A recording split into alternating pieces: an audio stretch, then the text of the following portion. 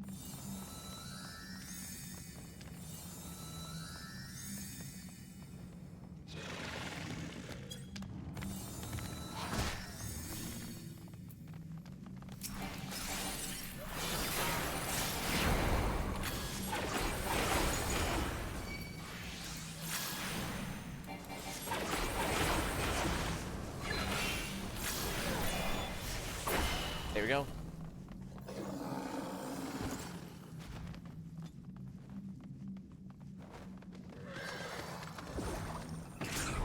There. Trial by claw. This one's a pretty easy, more or less.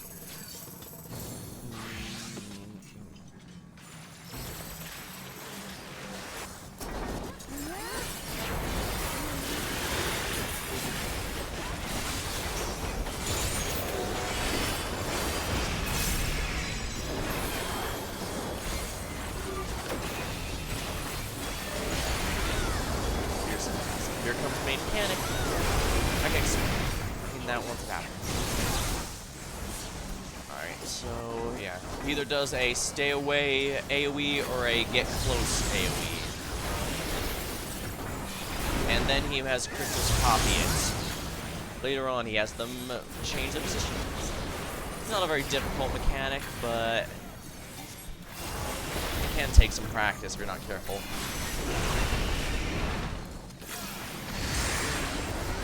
This is a donut AoE.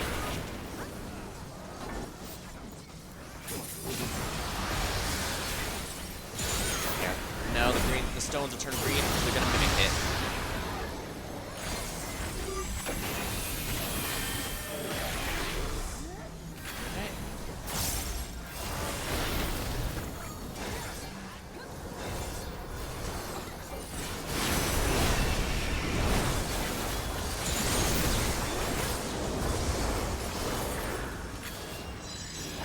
Gotta stay away from those. We teleport to the yellow ones as they match, so the blues are safe. I've memorized some of these, but not all of them, so sometimes I screw up real bad. 1, 2.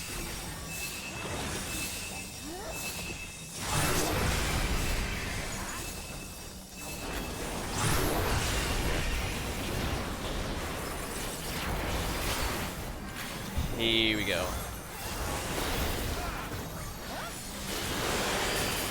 2-minute rotation to back.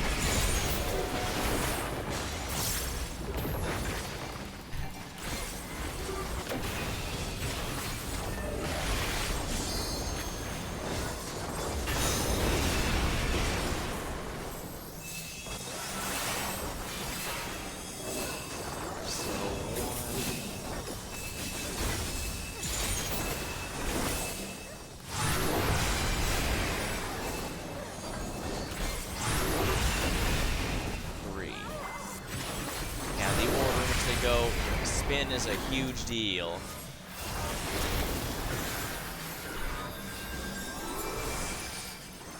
Having a revive is nice. You need to be careful since some others might want the achievement, but usually it's not a big deal because people are dying en masse pretty quickly. Generally, no one's going to be perfect enough that you'll rarely run into problems, so usually some level of reliability.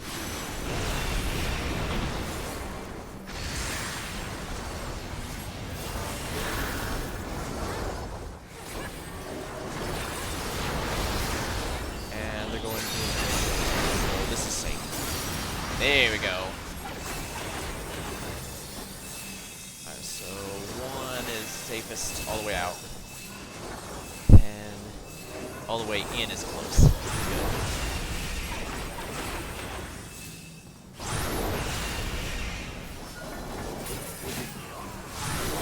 Oops, I messed that up. Oh well. I almost did that perfectly. I just need to keep at it, and I'll be able to do it flawlessly.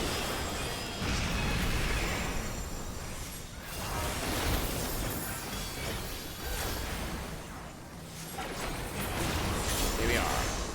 Yeah, I'm still on the crystal paste thing. I just need to sit down and actually grind that out at some point, but I have a hard time motivating myself sometimes for it, I guess.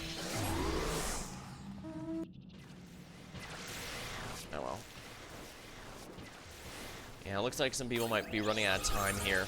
Rest assured, if the instance dies, I'll go ahead and re-queue, but otherwise I think, keyword think, we're in good shape.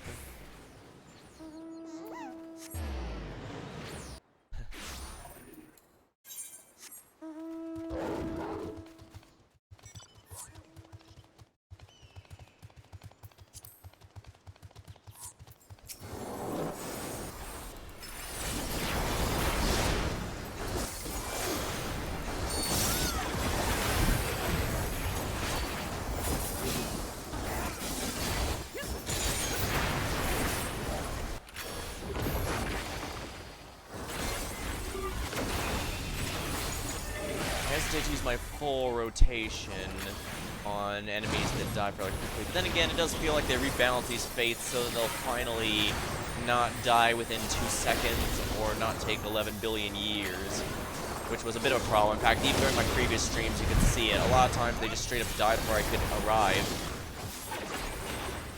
They might still if you don't have the riding.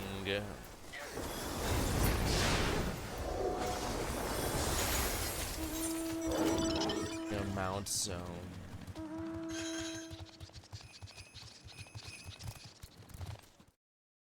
Yeah, I don't want to go on that tower unless I'm specifically using ninja. Now, I believe there should be one all the way over here.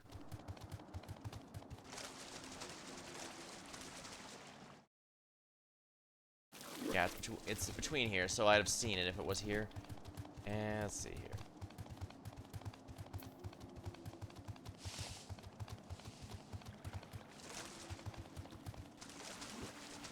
Ah, here's one over here. Good.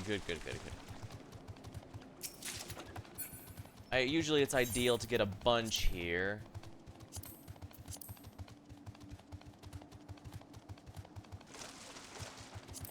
There's one behind. Oh, there's one in my glamour dresser already, so I don't have to worry about that. Yeah, the one that's back here is not spawned. Which means I can descend to this. This is definitely one of those items where the raw materials are going to be a bit more valuable than the actual thing. Right, let me double check here where the... Alright, it's going to be between those two trees over here. Or in the middle here. Let's see if one spawned. It should be around this area, between these two trees here. And I don't see it.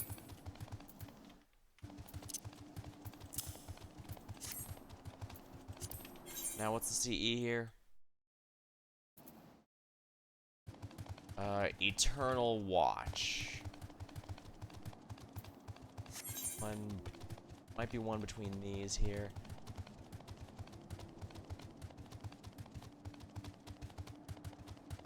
Looks like the parties are really starting to fall apart. Alright, if there's one, it'll be here. I actually believe it's here. Yeah. It's usually well hidden.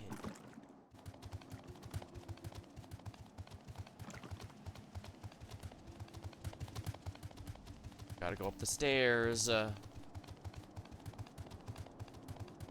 a lot of bronze chests, and they honestly don't give much of anything. Yeah, there's one that's right here next to the carriage you'll see in a minute. This one's particularly mean because it's basically right here, meaning you won't see it if coming up here, which is the easiest way to go about locating it.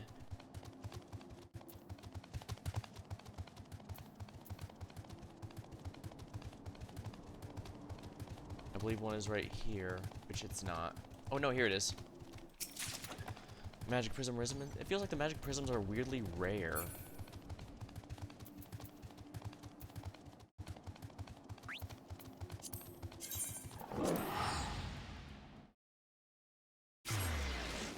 I have 1 minute to get there. I shouldn't have screwed up that often.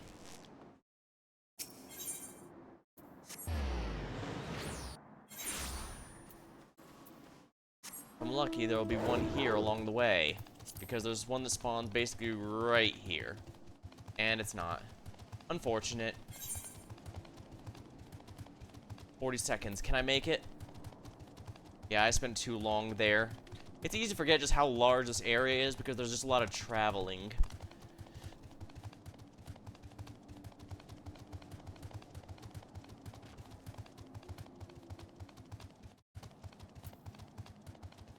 If I'm lucky, there'll be a chest along the way here, but I don't think there will be. Yeah, there isn't.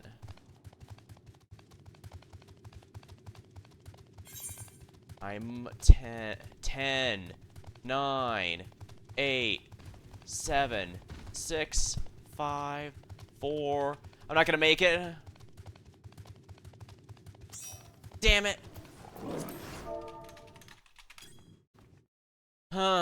Yeah, I was screwed up too much. I mean, I did get a chest, and there are some chests over here I can grab, actually. Didn't remember where they are. Actually, there's one, yeah, there's one right here along the main route. Yeah, that main route here. There's one chest in the middle if I'm lucky. Yep, there it is. But yeah, you really don't want to be missing these. Those are what give you the main resource here you're gonna need.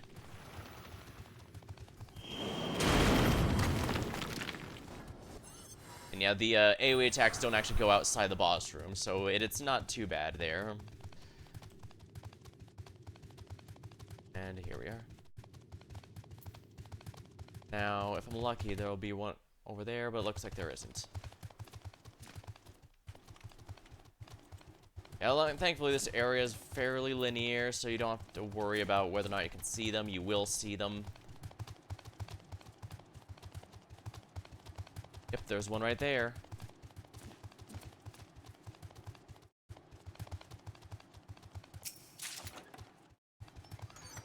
Clear day material. At least that's more I can just sell over at the, Yeah, that should not have worked.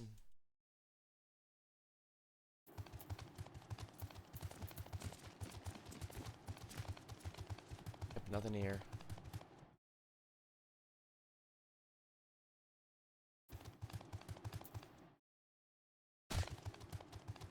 Yeah, I have to be careful.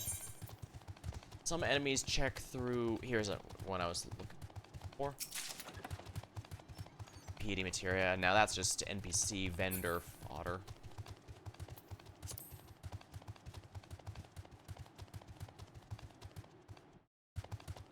They helpfully marked all the silvers. Actually, there is one in this area I might have missed.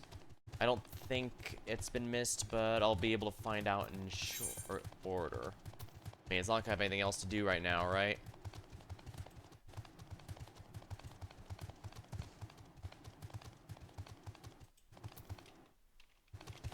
Down in this way is where it is, if it's here. The nice thing about being level capped is most enemies won't bother you. It's only the level capped ones or higher that will. Yeah, there's none here.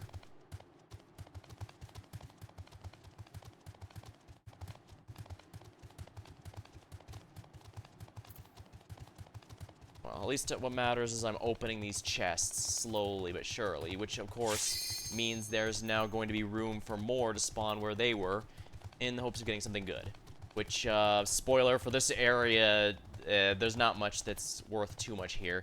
The fortune carrots are probably the most valuable thing, but if you want to actually use those, they sell for a lot more than they actually give, hilariously.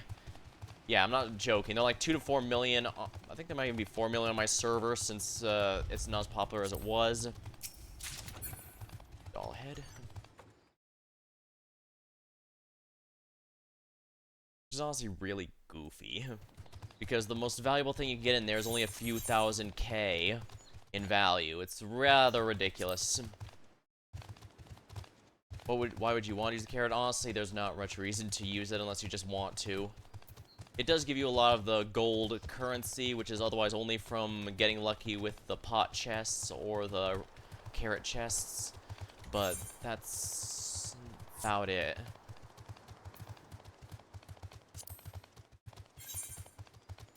Here. Alright, it's gonna be near this center here of trees near the raised area. Occult necklace of blood. Huh. If that's in the chest, that might be...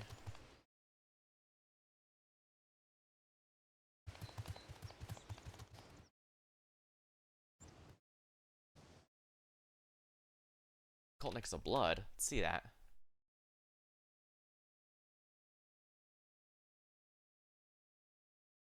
It's dropped from critical encounters.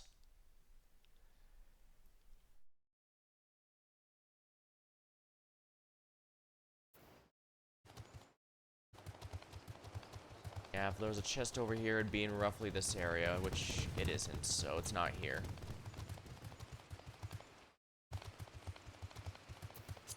Huh. Yeah, it's more of the gear that's exclusive to this area. All the field operations, so Eureka, Baja, this one, they all have gear unique to them that give you bonuses while in there.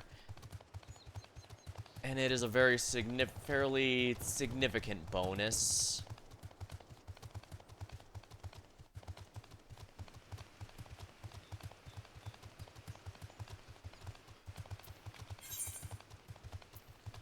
So I believe the south area is next. There's definitely a lot of chests around here you're supposed to stumble into while just walking around normally. And that's to give you the clue in that they exist and that you should be looking for them. There's even one that basically right outside, that can spawn right outside the base there. It's usually the first one people unlock, and for good reason, it is usually quite good.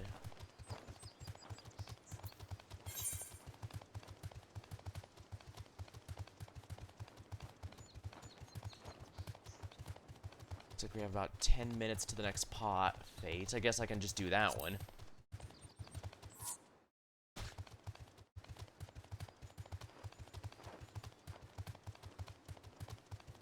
No one over here? No.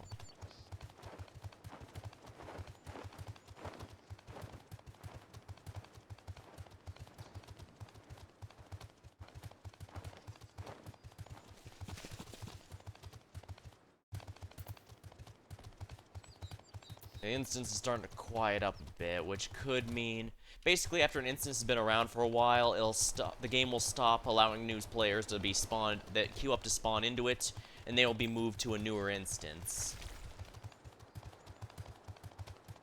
So if it eventually gets too old here, then it becomes a pointless endeavor to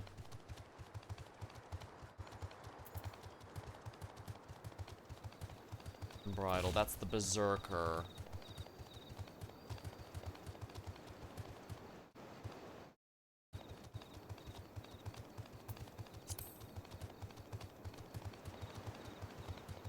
Do I have time to travel, though?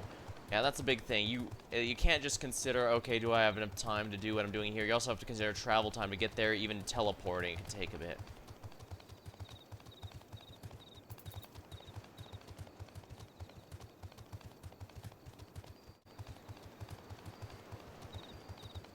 I like the area all the way back here because basically two chests can spawn directly next to each other. And neither one appears to have been there. How disappointing.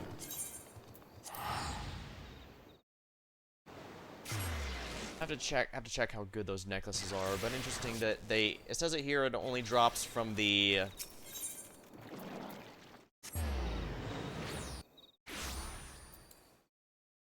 yeah, I'm gonna be cutting dangerously close to the pots there. But at the same time, well, I do need more critical encounters. Again, the pots might not be bad either.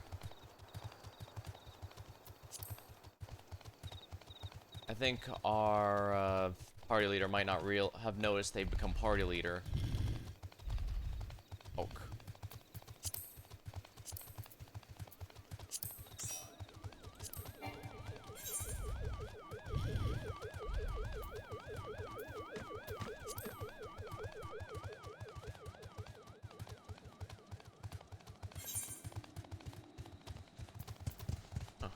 I thought that was a player going up there for some reason, not an enemy.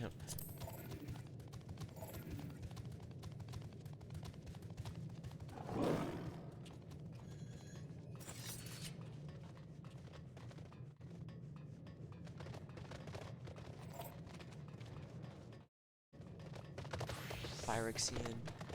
Ooh, the El Mount. Very popular one for story purposes. That's from the Cloud of Darkness Chaotic.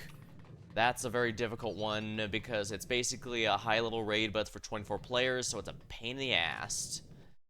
Omega, that's just from beating Omega Ultimate. Oh, Actually, no, that's from Omega Savage. Omega Ultimate gives you a much different thing.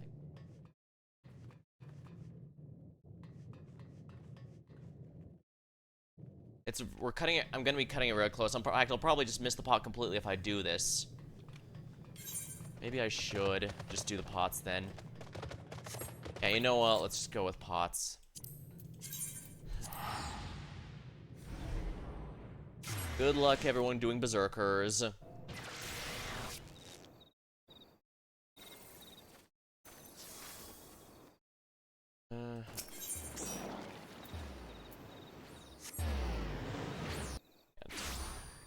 Pots in general have a chance for something useful, and that's notably that I can even upgrade gear, because the gear I have right now is actually for the Occult Crescent specifically.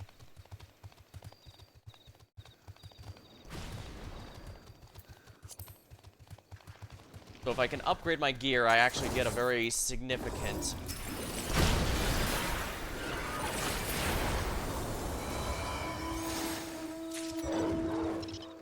I'm not sure how I got gold out of that, but no complaints. Mystic Knight is... Basically, above all else, I'm kind of hoping to max out Mystic Knight tonight, which I guess means I do need to prioritize... Use the critical encounters over the pots. At the same time, I do like the pot stuff. I'm addicted to gambling, it's all the gacha games.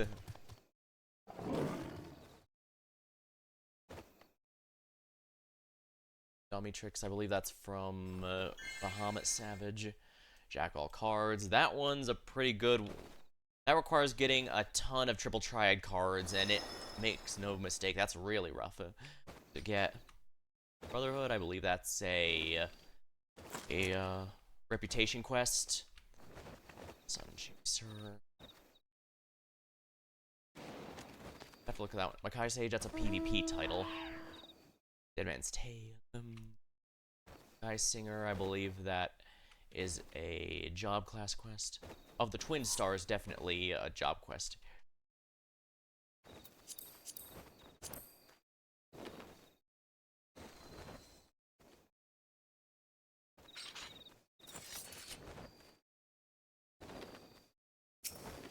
Feast of Ladies. I forget where that's from. Of Alexandria, that's, I believe, a story quest. That's a story quest reward.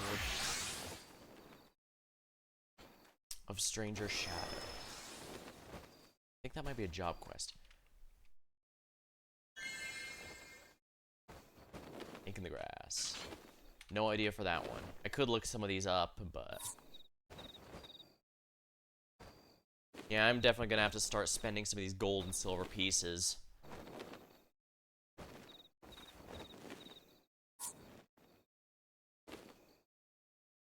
Yeah, people are running low on timers.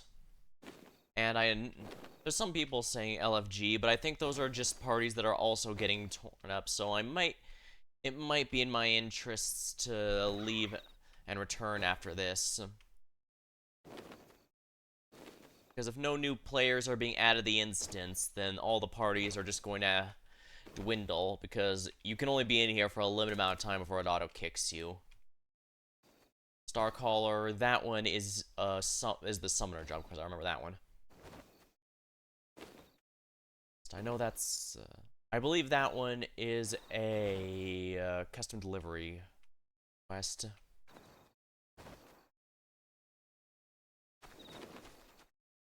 Hand of Mercy. Now that one's a really rare PvP title. It requires getting 5,000 KOs in PvP.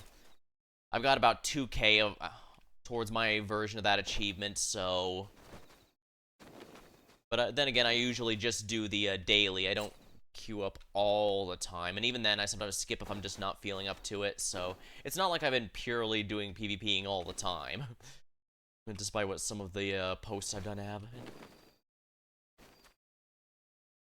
See what other stuff to talk about here.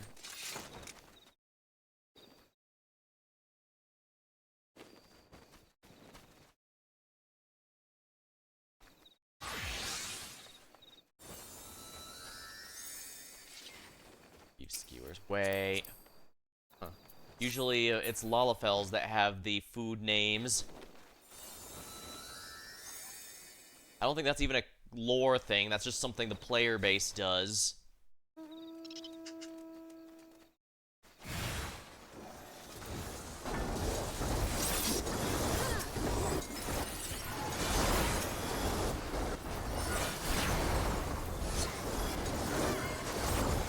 Give me your elixirs.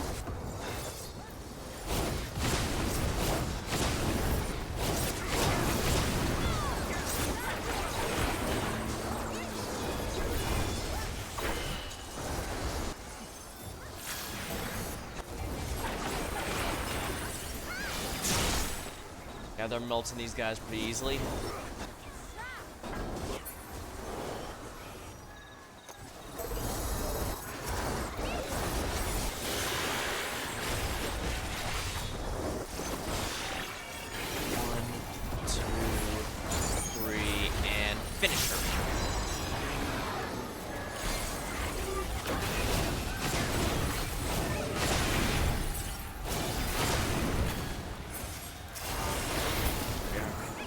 Now for the big boy.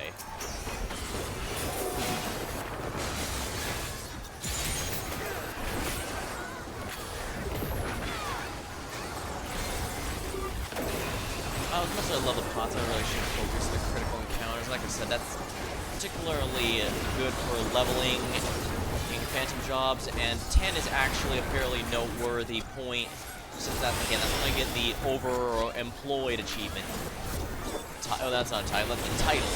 Yeah, overemployed. Of unyielding oath, that's the tanky title. Perfect Legend, that's for beating one of the ultimates. Under the Moonlight, that's the story one. World Cleaver, that's job quest one. Pot of Plunder. Northeast. Depending on how that's far it is, I might want to go back to... It's not going to be near the base, but I could try one of the other...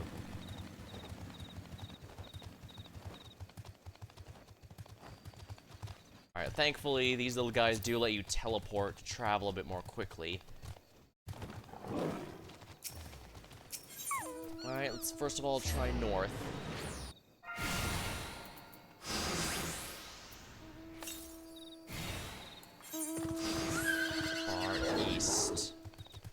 Is it going to be in Lost Citadel? I would love to do this one, but if you go to a critical encounter when you have a pot with you, the pot will automatically despawn. Which is a little disappointing, not going to lie.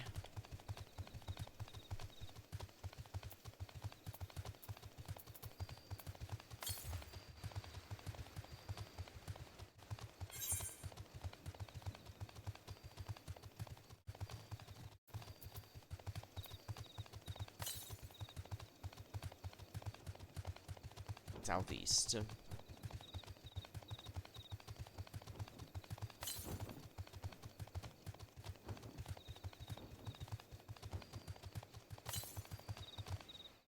Oh, it's by the core. West. Are you kidding me?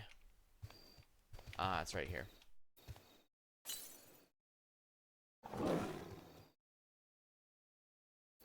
Oh, it's right here.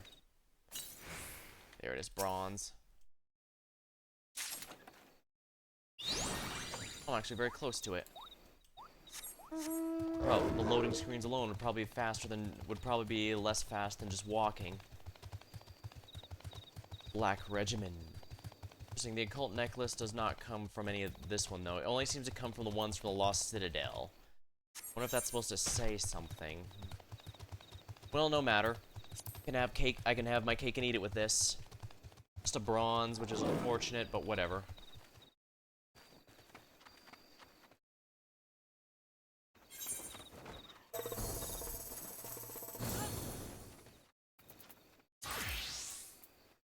We'll gobble up those.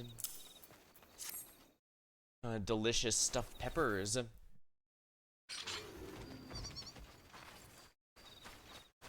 When I got a recipe for those, it recommended rice to fill them, but I said, well, I should probably be able to use ground beef for that. And that was a very good idea. Magic's Horizon. That's just for getting all magic jobs maxed to the max level for Dawn Trails. True, that's Paladin 1. Rocket Scientist. You got me there. The Shadow, that's Dark Knight 1. Bay Touch, that's a reputation quest.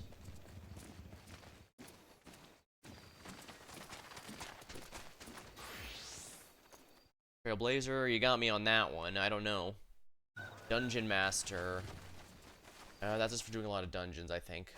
Living the Dream. You got me.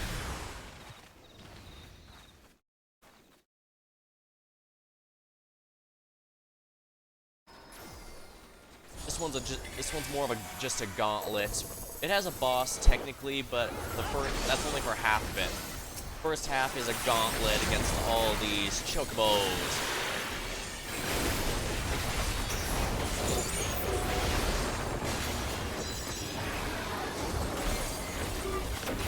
Good AoE is very... I do at least appreciate some of these gauntlets just because it gives a bit more value to AoEs.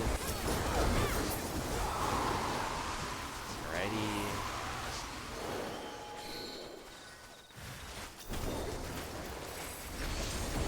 Oh crap, I messed that up real bad.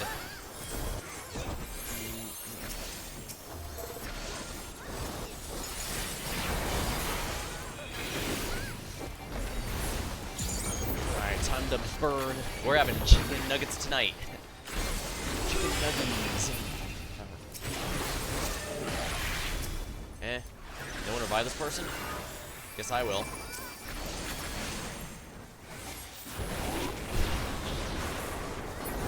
Alright. Here they come. There's another set.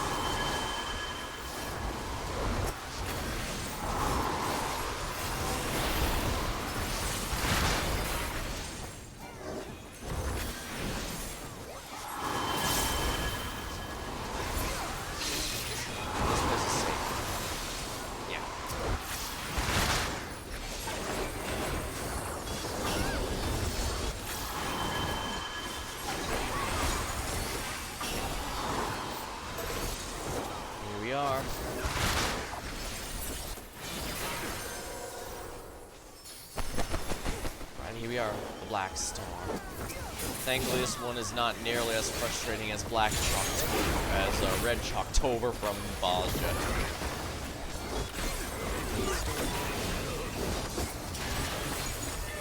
I almost forgot about that one.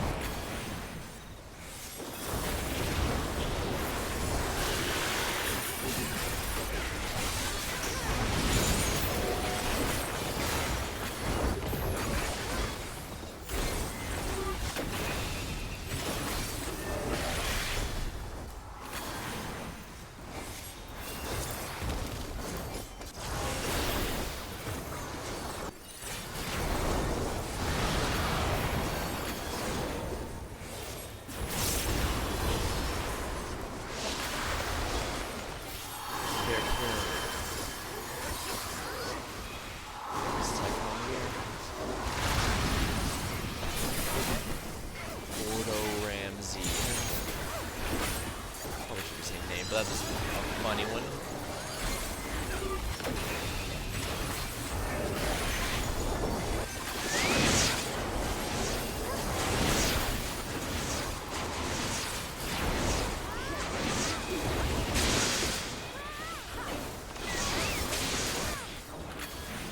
And there we go.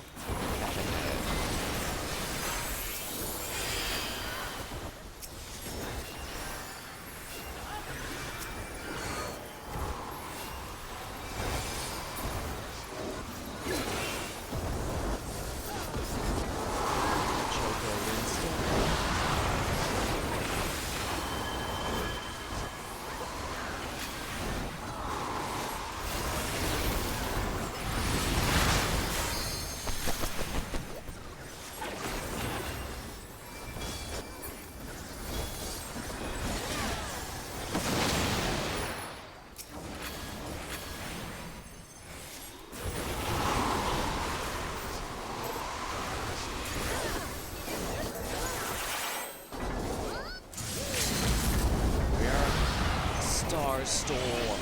As the only DPS, it's up to me.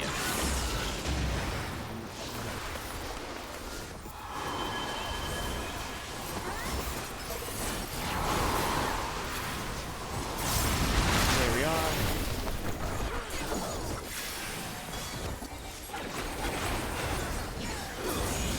There we go. Critical encounter 1.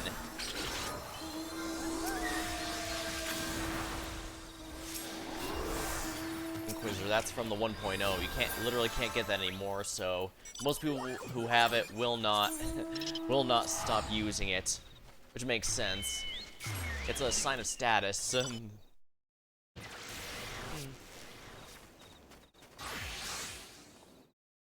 Funny, I've been here since the playing this game since the Leviathan patch. That's 2.2. And yet, I don't think I have anything particularly rare or exclusive. Oopsie.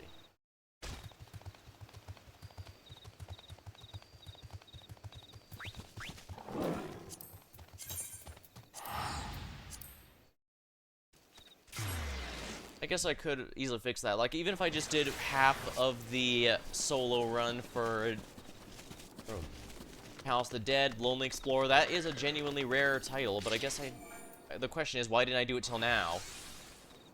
I guess I just wasn't motivated. I got at least one of every relic for every expansion except Shadowbringers. I guess I could do that once the Dead content, once Evercold's Dead Zone arrives, which is unfortunately going to be very, very.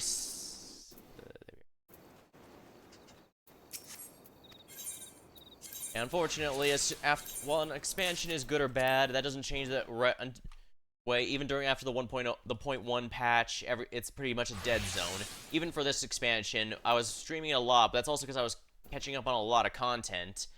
And I guess I could do the same for that.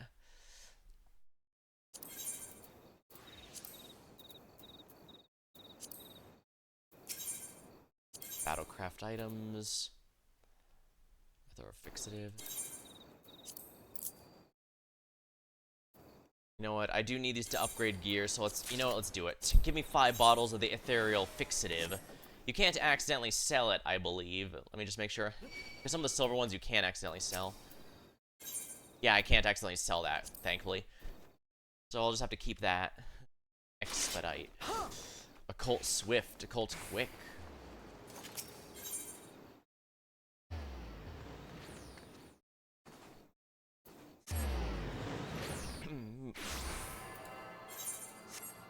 Just checking out some of the possible ones that could have spawned is a good idea while I'm waiting.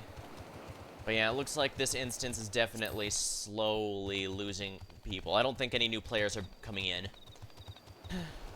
Oh. If I focus CE specifically, I should be able to get Mystic Knight maxed out, which will get me the achievement for Overemployed. Excellent. Which one is it this time?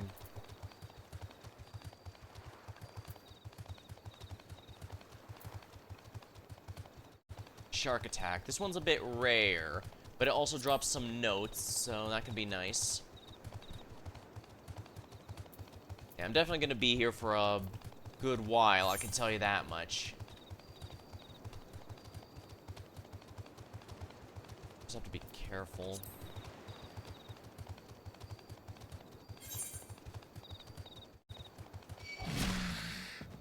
Okay, good, that didn't hurt as much as I was hoping.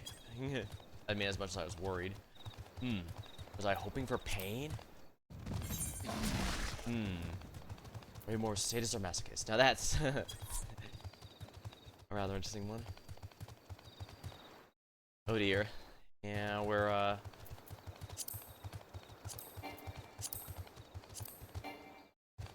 yeah, they're already another party. Now the good news is, even for solo, if you go into one of these, you can and will get the full credit even if you didn't do much damage. So that is quite nice for CEs, if you don't feel like partying. And apparently the Fates you just need to smack rather well. I guess that's good to keep in mind. Alright, there can also be one smack dab in the middle there, which there is not right now.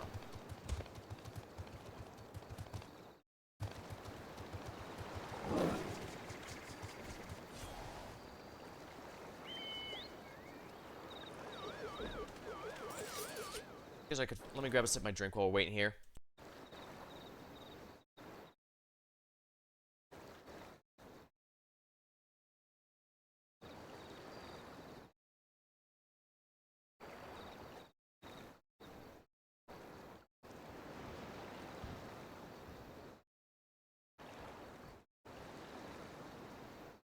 Alright, there we are. What to talk about? What to talk about? I guess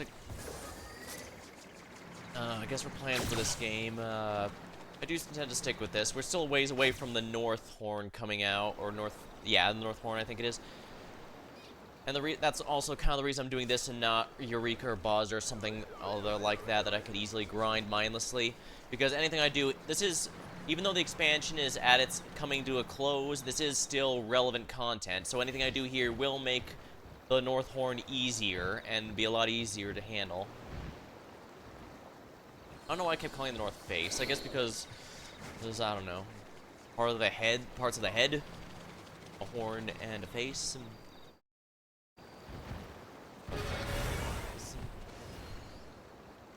this one's a bit annoying if you have to worry about, if you're a job that has to actually care about cast times. I can tell you that much.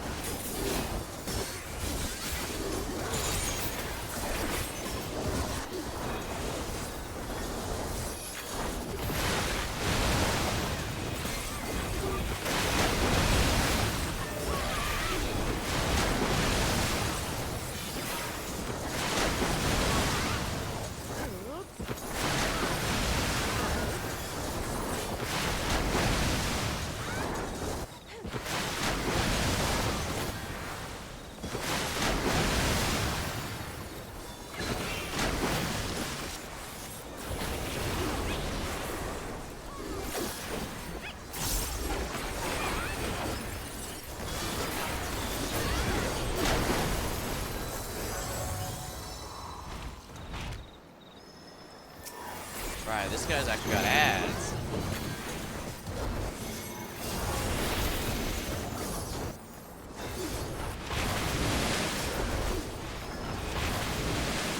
I guess the nice thing about the bosses here is they're basically comparable to dungeon bosses. They're not just mechanicless. Just like some of the ones in Eureka could be.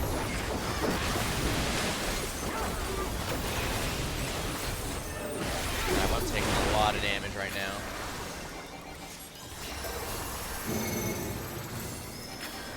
And here he comes.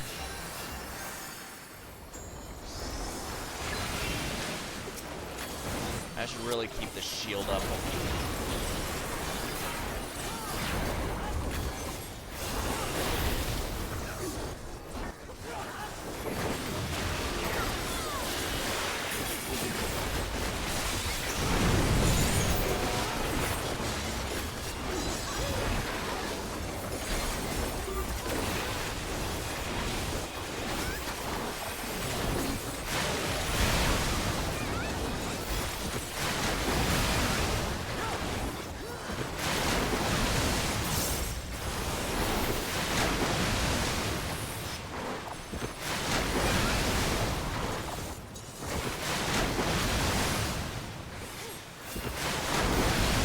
At least the nice thing for Red Mage is they only have to cast half the time.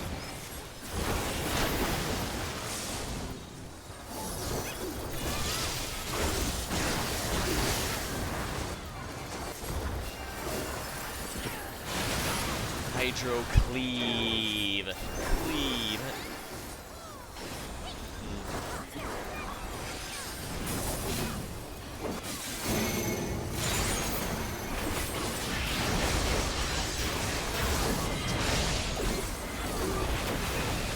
Yeah, this isn't exactly peak time, so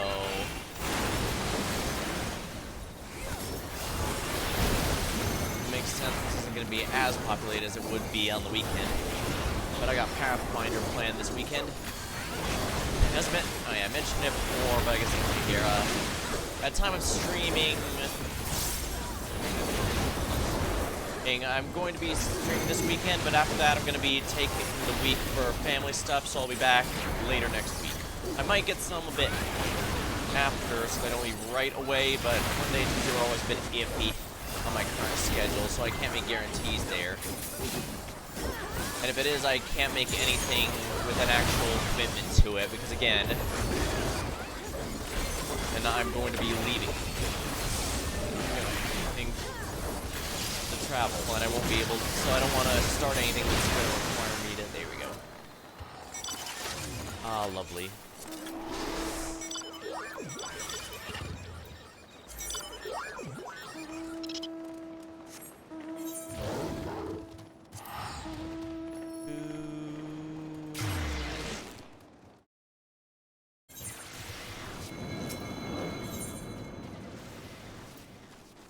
I guess checking some silver locations might not be a bad idea. I don't think there's any silvers there.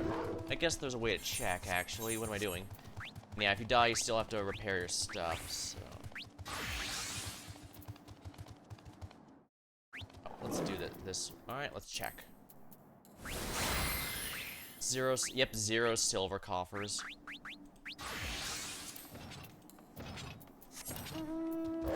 Phantom jobs are kind of interesting. It does mean that there's a bit more variety than the lost actions.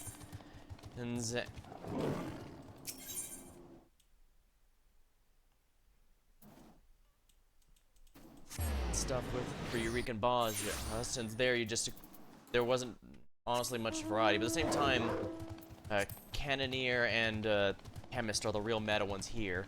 Thief for lockpicking stuff, you only really need 1 or 2 people. Then again, I guess just having the option is there. Ooh, coffer.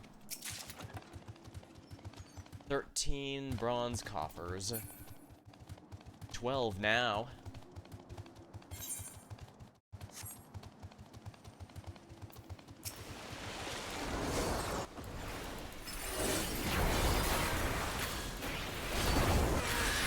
Damn it. Lost everything.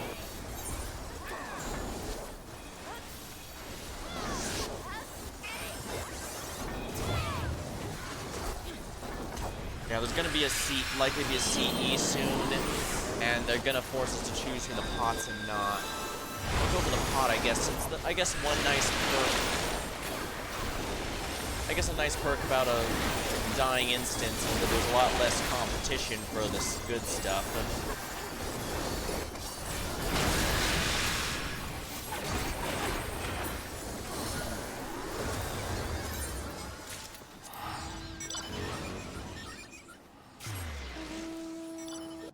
I'm also glad they slightly thickened or thinned out, one of the two. They made it so that the E gold pieces and E silver pieces are not exactly the same, except different silver and gold. That would be a pain in the ass if you're colorblind. It's a pain in the ass when you can see color, like I can. It's a pain in the ass when I can see color. I can't imagine how rough it is for anyone who is colorblind.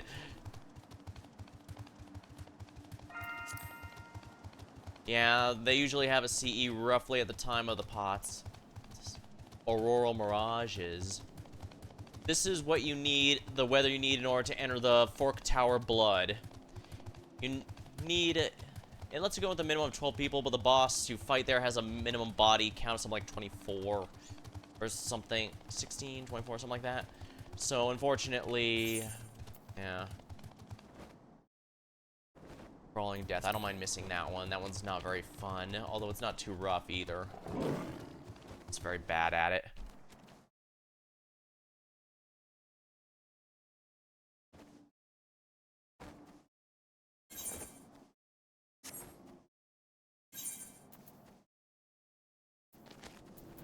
Yeah, I've got my whole occult record here filled except for the last 5 here, which are all 5 of these are from the Fork Tower.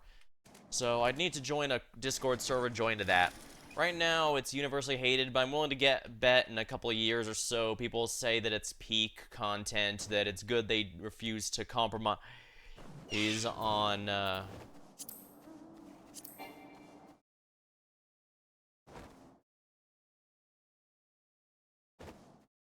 it's some of the few dedicated content, because most of the content in this game is very easy. It's just that a lot of people don't count most of the stuff that's hard, so there's less motivation for upkeeping, but they still keep up motivation to work on it. It's from the player side, I mean. Yeah, if you want pots, you pretty much have to choose. Do you want the CEs? Do you want the pots? And I'm choosing the pots here. Might as well get more gold pieces, right? Because you do, in fact, need those bottles in order to upgrade your gear here. And, yeah, and basically, there's Eureka and Baja also have gear you could own that gives bonuses when used in that area. So, it's kind of nice having gear that uses the armory for its alternate gear. This is not a game where you need alternate, like, 4 different sets of alternate gear. Like, I played older MMOs where you'd use one set of gear, activate all your buffs with it, then immediately switch to another set for your actual combat purposes, because the buff one was, like, level 5 or something. Because, early MMOs were kind of a Wild West. Do I miss it? To some degree, yes. In fact, I'm sure that's kind of why a lot of old-style ones like Old School RuneScape still have some love to this day, and FF11 is still going for that matter. Although my understanding is FF11 still has changed a lot. It's nowhere near this one. It's still very different in terms of gear and pacing and such. But, it does have a free trial, so I have debated on giving it a try. I genuinely wouldn't, especially since I have heard good things about the story in that one as well. I know some do miss that game can have this one though, especially if you prefer slower paced and more meaningful upgrades, since it's getting much less updates, but everything's a side grade, so your stuff doesn't immediately go obsolete. But at the same time, if you are happy with your gear, that does mean that it might not have anything you particularly want to grind for, and that's disappointment in of itself. But then again, it's probably for the best that this game went in its own direction, because 1.0 was basically just Final Fantasy XI, but with less content, and that's kind of a big thing. That's why a lot of people don't like to go to new MMOs, especially ones that are just a copy of Warcraft or whatever the previous one was, because ultimately, unless you go hard, which to be fair, this one did, you're basically just paying a sub for the same thing, but less of it, because it doesn't have like 10 years of content, which even, it's true, which I meant of Warcraft, but yeah, this game is also reaching the point of 10 years of content, because as much as, even if Evercold is the most disappointing expansion in the game's ever seen, that won't change that it has a lot of content for you to go through. Because unless you're basically streaming for a living or are between jobs or something, you're not going to be able to grind, say, Occult Crescent here for nearly as often up to max out everything. Getting all the jobs up doing Fork Tower, all that, you'd need to be very dedicated.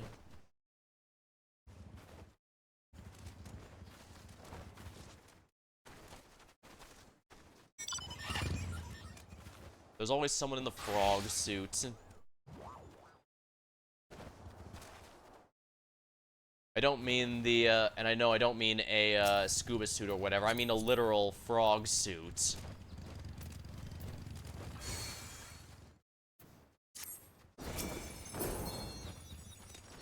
Actually, doesn't the augmented version have a bit of an aura to it? Let's find out.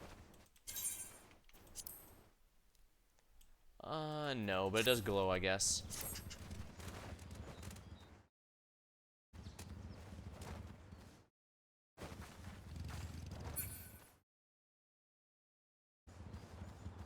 Unfortunately, you kind of have to choose here between... Oh, dear. Where's the other party member? Are they dead? Okay, yeah, if they're in the CE, then that's their call. They should be revived by anyone who chose the CE over the pots. Why am I focusing pots so hard? Like I said, I was gonna say I don't know, but no, I do remember. The E gold and silver pieces are still needed to upgrade my gear here, and that's going to be especially important for going to Fork Tower, because it does help you out a lot. This content syncs like everything else, so if you have anything at level that is that's stronger rather than the norm, yeah, overemployed, that's the title I'll be getting hopefully tonight. I admit I genuinely don't know what Robbus means. It eludes me.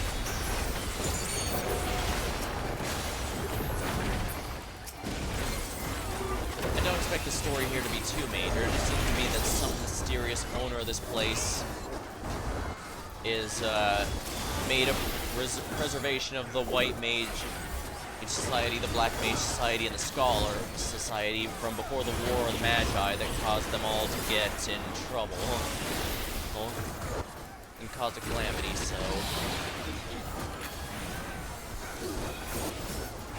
And of course, this area itself is loosely based on the Bermuda Triangle, hence why rumors of ships leaving and never coming back. Well, that's why they were sucked into this area. The only reason we survived is because whoever our mysterious benefactor is, he specifically wants the player character. Isn't that funny?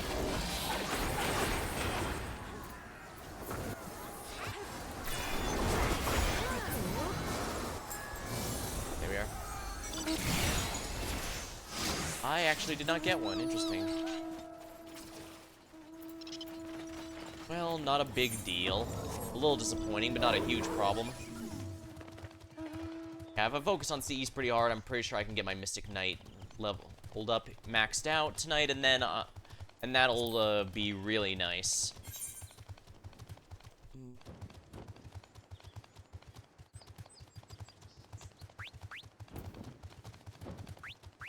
After that, I'm not sure what. Samurai might not be a bad idea. Chemist and Cannoneer are the meta ones. Gladiator doesn't seem that bad. Obviously, I'll probably be capping them all out eventually. I mean, why not? Ranger is memed on for not being very good at all. It has a very specific use and absolutely no other value, to my understanding. Maybe that might be a good reason, though, to get it out of the way. Samurai, Samurai has an attack so powerful, they literally must perform... They literally eat an item, specific item, every time they use it. That doesn't seem like a bad one to go with.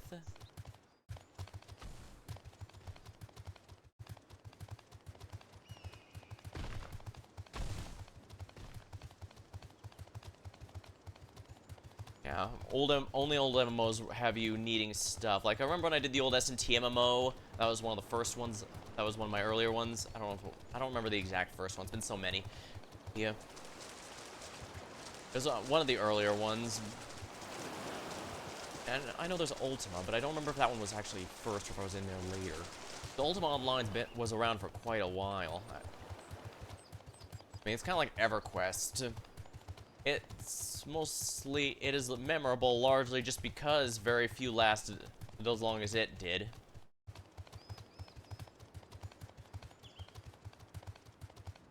Hold on.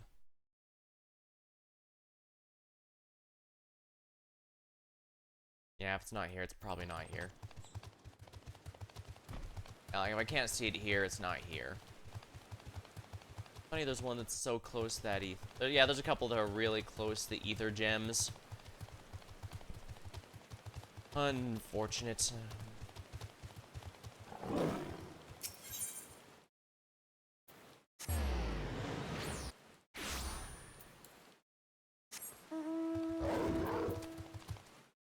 Dear, I guess I can go into my... I already went into my planned stuff. I will say that it does seem like Pathfinder is starting to wrap itself up, which... It's been a very good experience, I can tell you that much. In the terms of general content and pacing, it does feel like a nice upgrade from Kingmaker, and while Kingmaker liked to have itself a little mystery to it, Wrath of the Righteous is a lot more direct, and I mean, Discar and Baphomet are both mocking you from the very beginning. They're made clear they're the big bads of the story. Meanwhile, Kingmaker, it's a bit of a mystery. Yeah, why they had such valuable land that was just left unclaimed randomly for no reason. Oh yeah, there's ones in this cave here I need to pay attention to. One can be here, but it's not. What about all the way down here?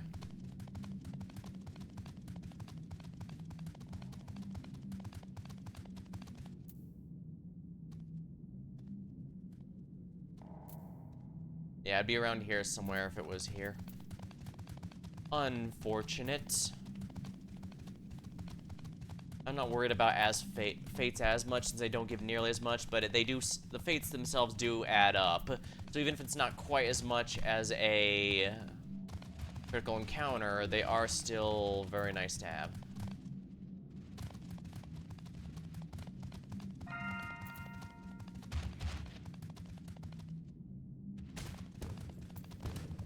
I can check after this because I'm not going to a high-level area quite yet.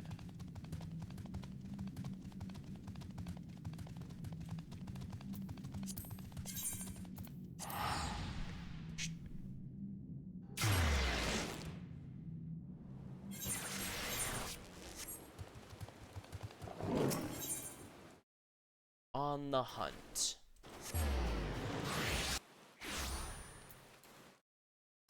That's one that can, according to this is the one that can drop the necklace.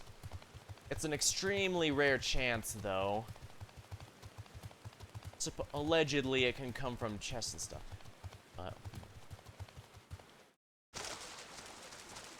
Oh, this was added in 7.4. So it's actually a very recent item. It was because I know this wasn't in here for a lot of the times I streamed it, and I basically skipped 7.4 as content. Interesting. Well, I guess that means they did, in fact, add something that's particularly valuable to be searching for. That's nice. I guess I should check out the chests here while I'm There can be one right here. There's not. There's also a silver one that can be right here. There is not. There's also one that could be right outside, but I don't think I have time to do it. No, I don't. I definitely don't have time, given how... yeah, always... I'm just gonna safely assume that yeah, I'm just gonna safely assume that I don't have time for it and play it safe here. B. Suzaku. Perhaps that's a good idea. Here we got Suzaku's Flame-Kissed Odachi. That doesn't look much like an Odachi, but it does look like a nice sword at the very least. Yeah, the trial fight swords are always really nice designs, and that's why it's kind of a shame that a lot of the glitterier than gold ore. That's a blue mage quest.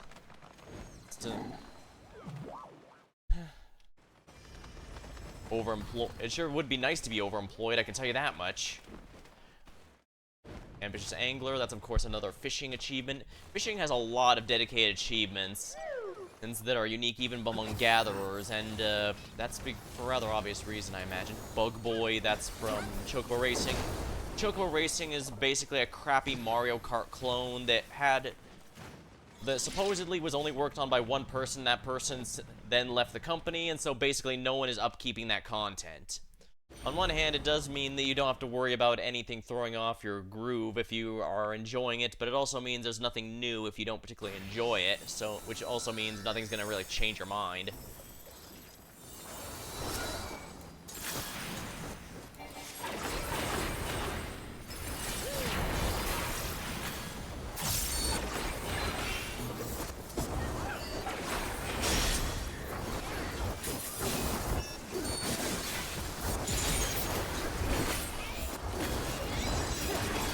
So if I'm really lucky, I can get some out of this. If not, well, it is what it is. I'm definitely going to be here a lot longer after this, that's for sure.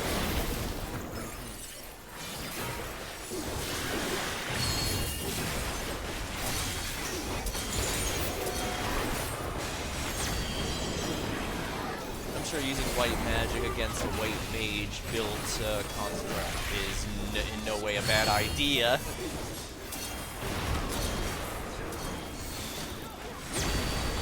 Phew, that was close.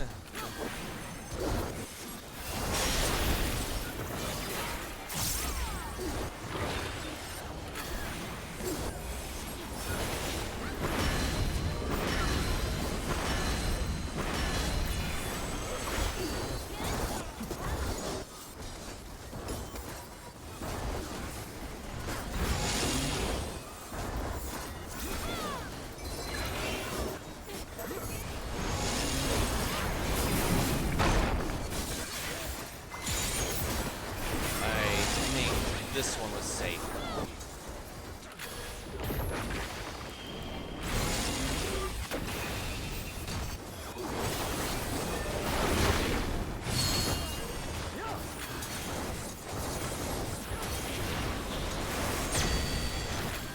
Yep, we guessed right.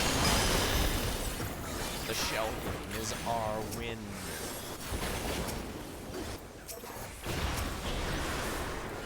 Going to get this person up.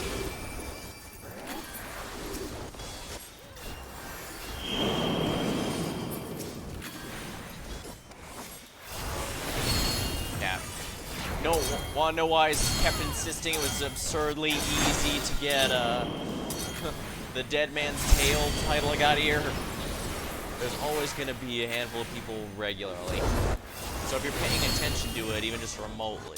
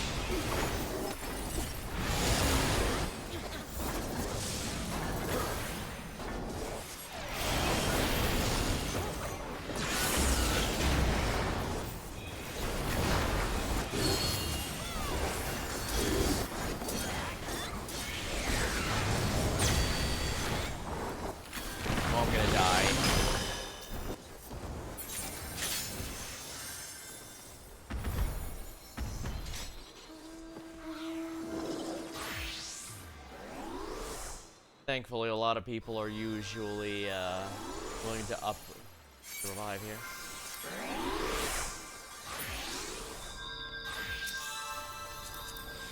What are those ones here? Phantom Pendulum.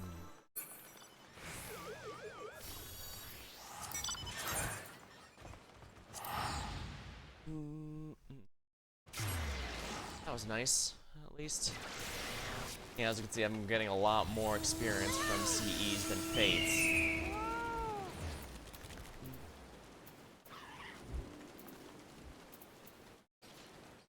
And you definitely do want to sell these every... I like to clean my inventory. You don't have to. Technically, you can just stack them all up and then spend them all later.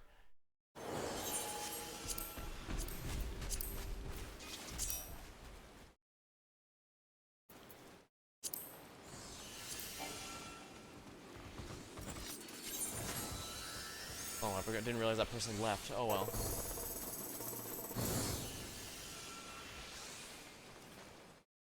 Yeah, this is definitely a situation I could be doing better in.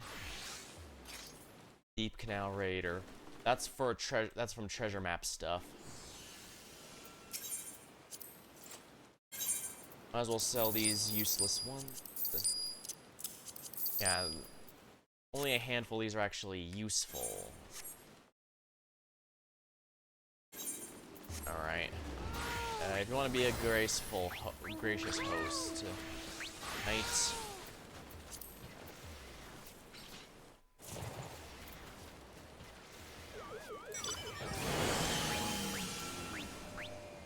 Dancer.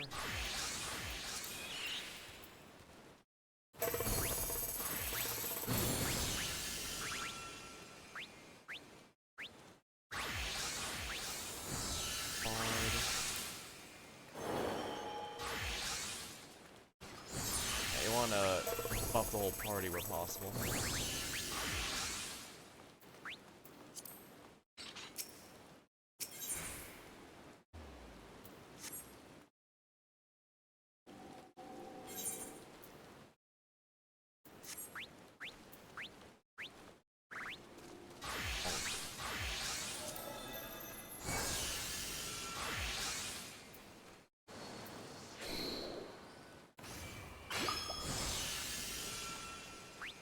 Liquided and a bard.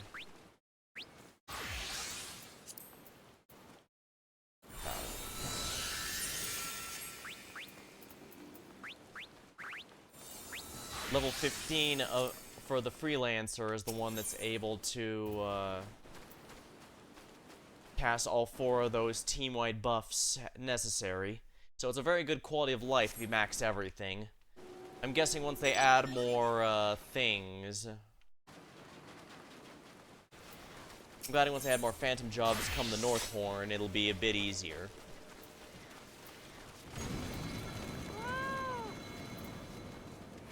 But yeah, I don't have much to search for right now.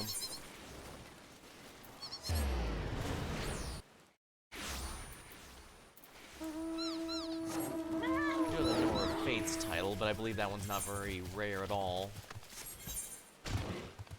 Well, I don't think any of the ones from this area are actually all that rare, except for Persistent Pal and the... I guess it depends, I guess. Like, I'm pretty sure King of...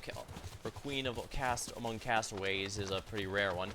You have to get like 10,000 of those random ones across here to get that.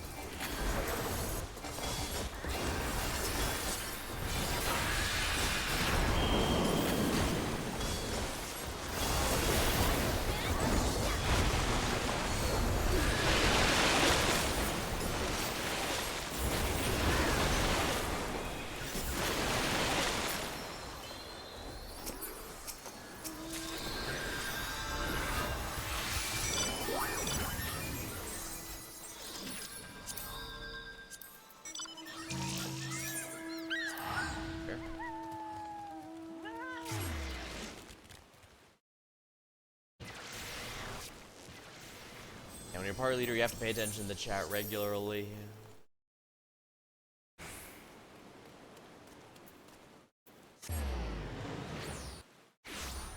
Getting close to the top.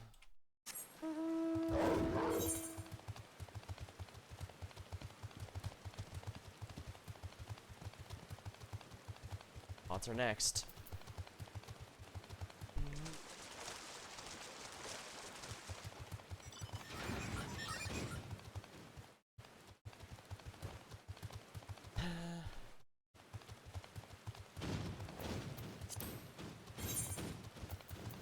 Ethereal Fixed Dividend. Attire. Arcana Attire.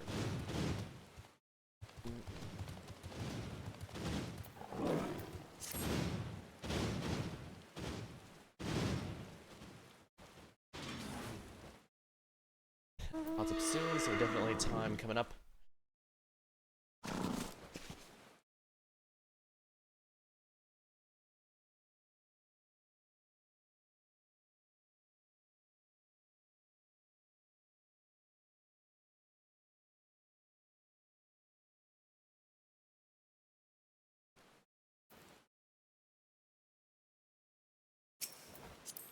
Look at some adventure plates then while we're here. Good samurai attire. Good adventure plate. Not yet been created, huh? Could probably do something a bit more interesting with mine. It uses an older glam as well. But the question, do I want to use my LCB Sinner outfit for Reaper, my military-looking outfit there, or do I want to use a different job? I could use this one here. This is my Expedition 33 themed outfit.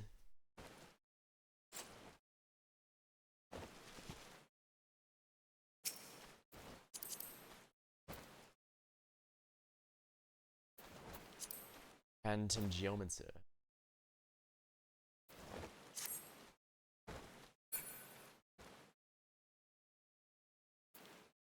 I have got some umbrellas, but I don't remember where to go to that.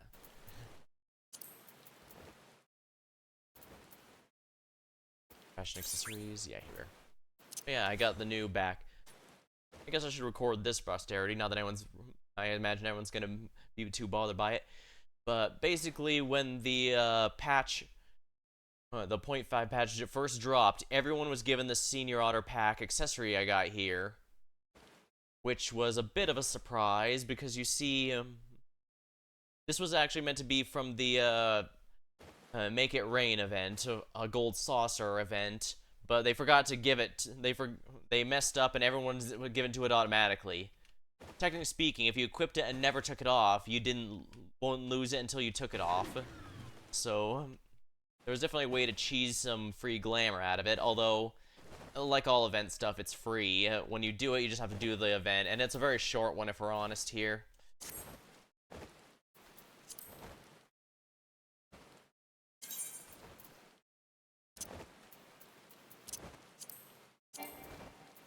I can't use personal effects in this area. This explains why nobody's brought their umbrellas out.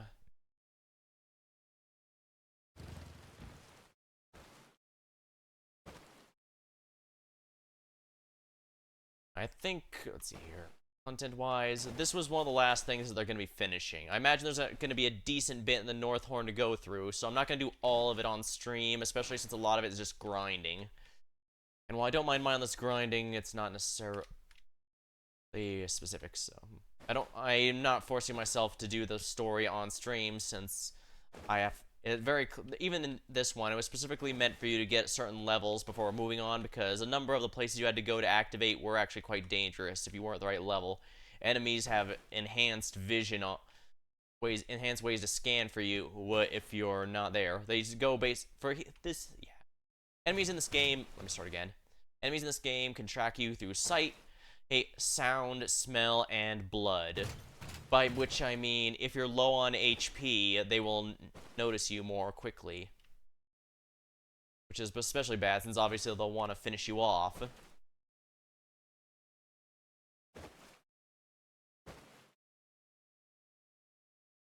Thankfully, this game does not allow you to die from fall damage unless you're in combat when you fall. So even if you fall, unless it's a scripted death or something, you just get dropped to 1 HP. It's full. Phantom Oracle. It's just not fun to have wild magic without the ability to blow up in your face, and Oracle has one that absolutely can and will. Critical Encounter. Oh, it's a good one, Calamity Bound. But, unfortunately, I can't.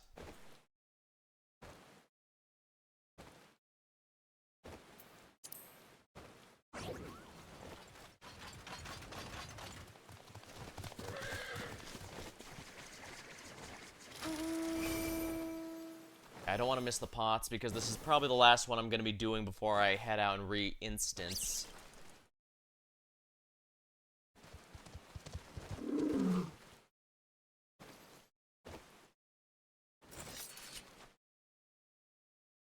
The Yan mount is pretty popular.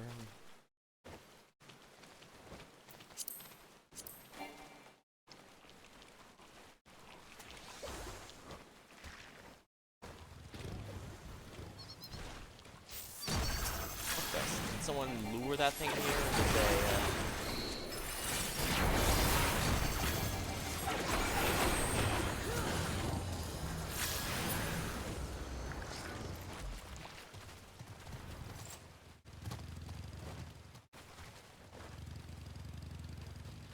I believe that motorcycle is from,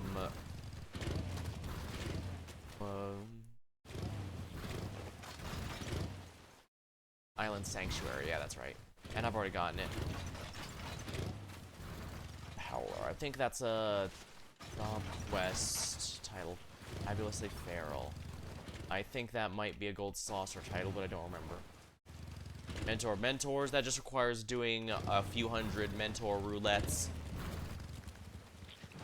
It's not very difficult at all. People just get bored with it over and over again, especially since Mentor Roulette, it's It's basically just another way to fill queues for people. But as a result, you're going to get a lot of main story stuff because that's what everyone's queuing. That's what new players are always queuing for, and what veterans usually don't queue for. I mean, I'm deluding. Oh, if that's a tank title. Flame Puppy, that is a PvP title. An easy one to get, actually. You just have to do a handful of matches there.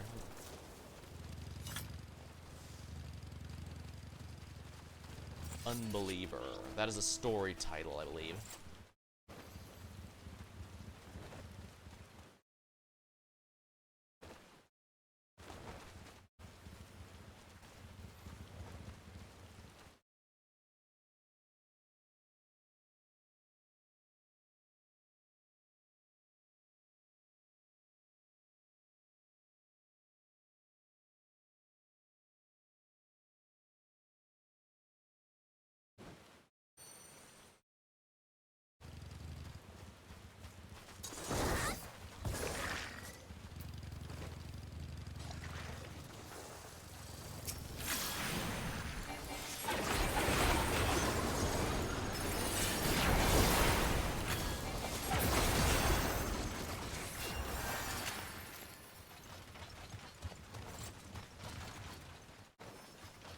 Good enough for chain. Oh.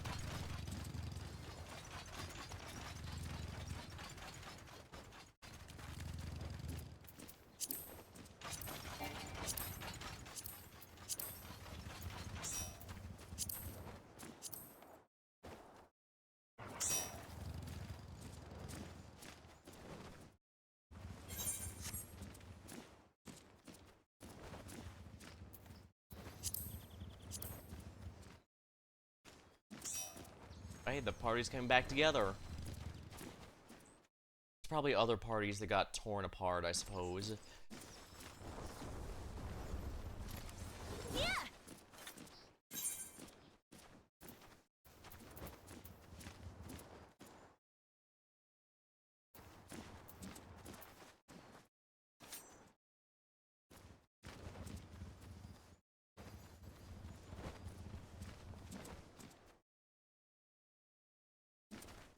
Yeah, I guess I should do some of the more variant dungeons. Reportedly, they're very good for leveling.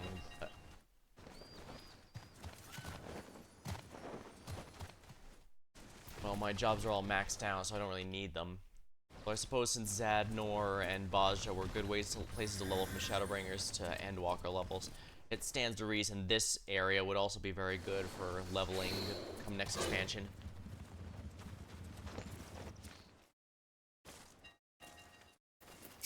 Let's look at adventure plates while we're here.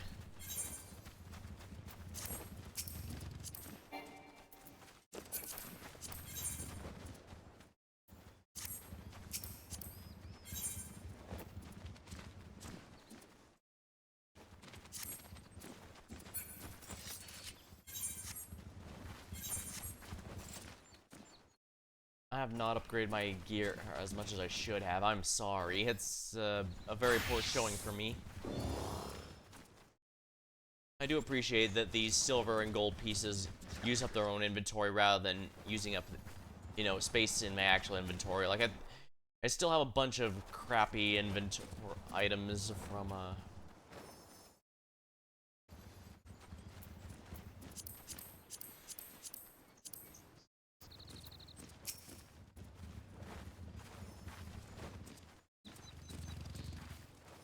Oh, they must have asked where that mount was from. Yeah, that's from the Kugane variant dungeon. I even did most of it on stream.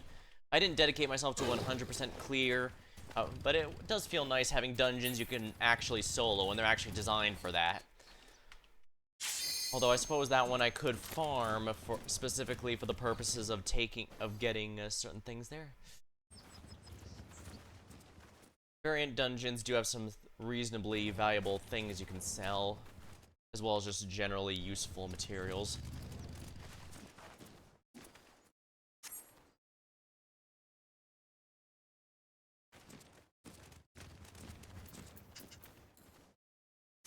Oh, this is yeah, that's from the House of the Dead Deep dungeon.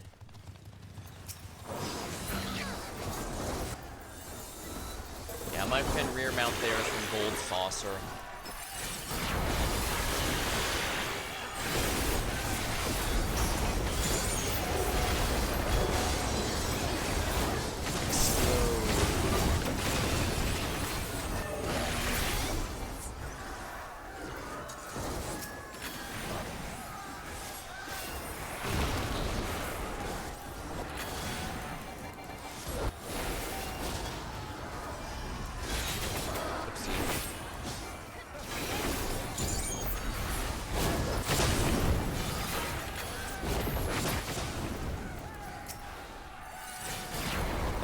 Did I lose the whole thing? I think I did. Whoops.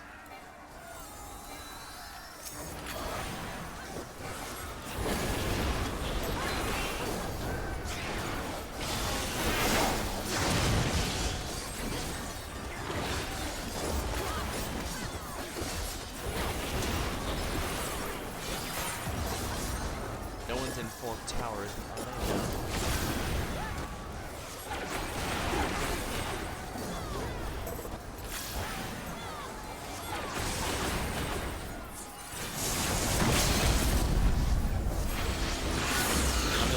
So I gotta do my job. Sunburn Spellblade. There we are.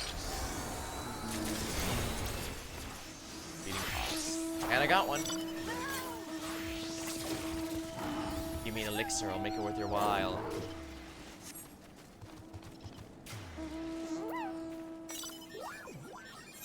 Weast.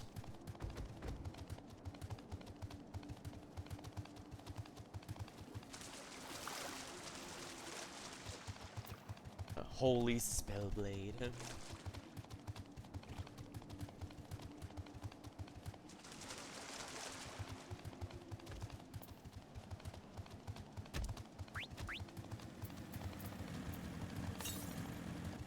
Far, far the east.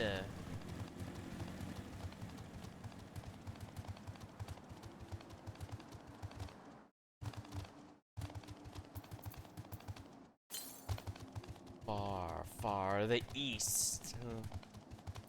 And if you're the kind of likes to, the nice thing about this is kind of like fate grinding. It doesn't require too much focus, so you could have a YouTube video or something in the background, or another streamer, or if you want to dare to have me there. Far the east.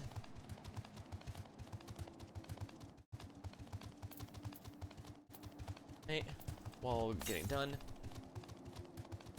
As for me, I kind of do this in large part because I kind of want to motivate myself to do it. If I wasn't... The nice thing about streaming is I do kind of force myself to get something going. It doesn't matter if it's great or not, it's just that I am. Believe it or not, I actually don't, it's difficult for me to get me to play a new game of some kind. South. Most of the time.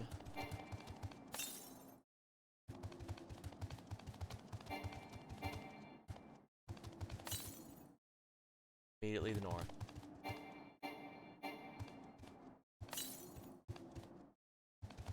Alright, so it's here. Here we are, silver coffer.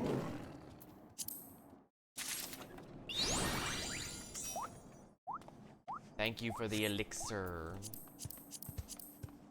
They only gave me one. Oh well.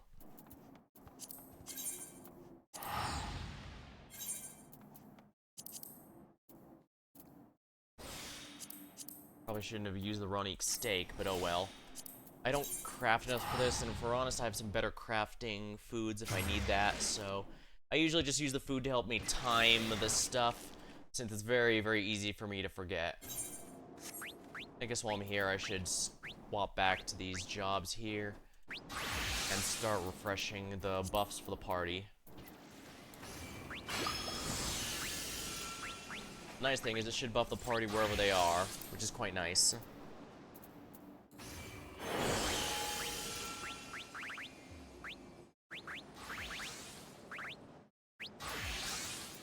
Phantom Bar, the first one I went with.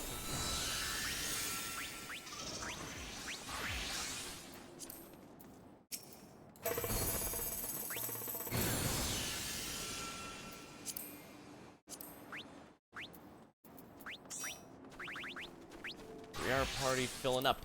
Isn't that nice? I thought I would be forced to leave early, but... Oh, I forgot about the, Oh, I'll actually make it for this one. Oh, I'm not a fan of this one, but it is what it is. I don't have the luxury of being able to turn it down. Yeah, I might even do more stream of this off stream, but like I said, I sometimes have trouble getting myself to do that, you know? It just takes Diamond Wolf. That is a PvP title, and it's a ranked PvP title, so you have to get it within certain seasons.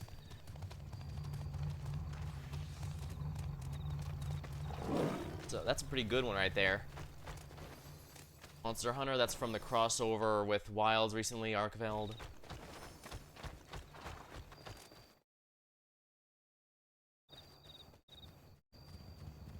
Razor of Mountains, that is a crafting achievement.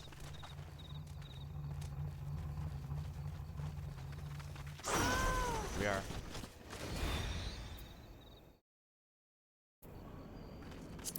I guess I have enough room to invite the party.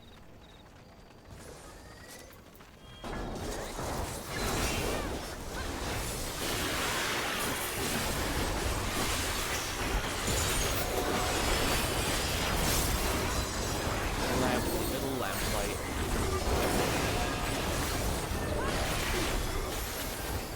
Holy Spellblade. That's the most damage I can offer right now.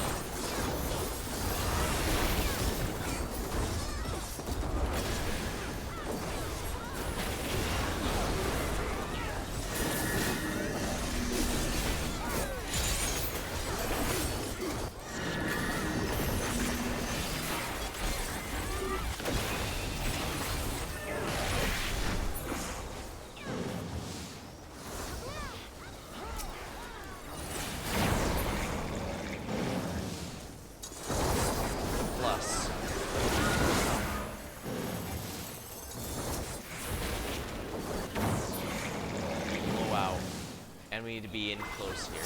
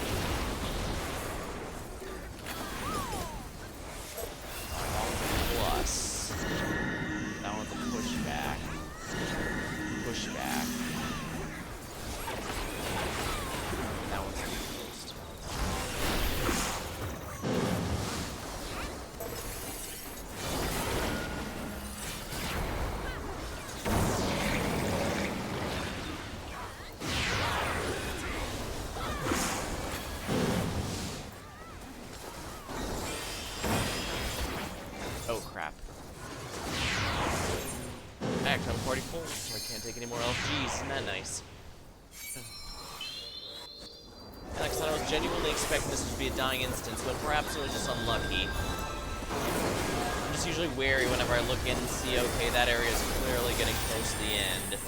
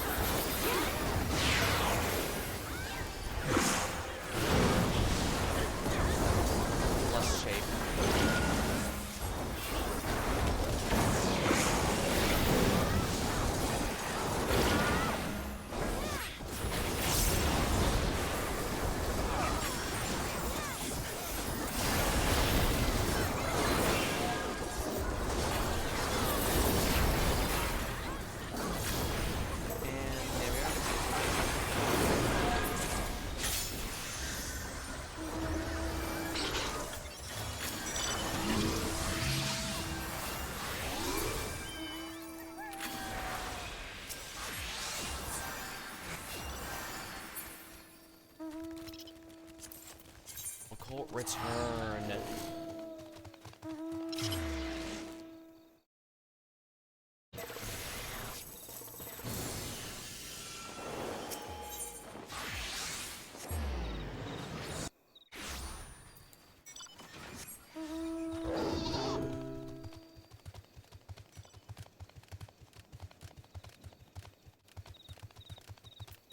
An Arclight or Arcanite? Oh yeah, Arcanites did in fact eventually get their second Monster Hunter crossover. That was nice. And apparently one of them's Bowmain, which of course means I am obligated to pull them. Gotta get that here. There we are. Phew, that was close. I almost missed it.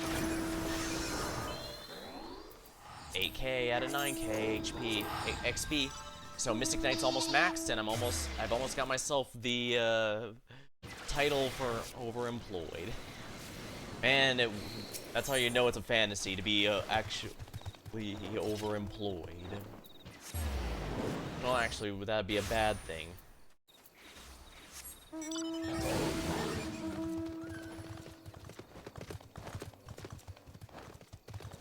Guess it's possible to have too many things.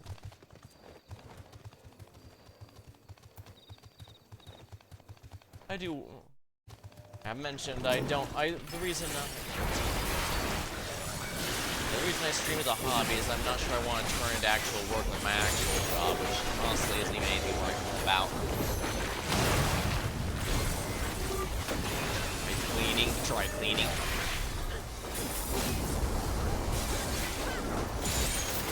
From mud. Sure, mud.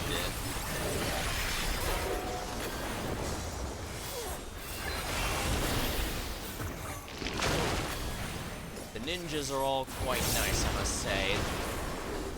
Debuffing enemies so that everything deals better damage to them, it really adds up. I don't want to get hit by that stuff. Mad Mudrock.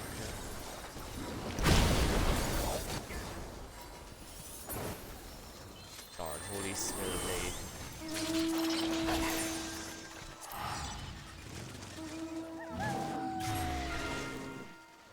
Ah.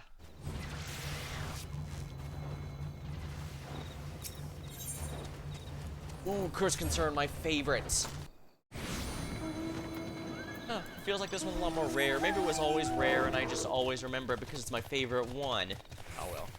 If you've never seen it before, you will see it very soon.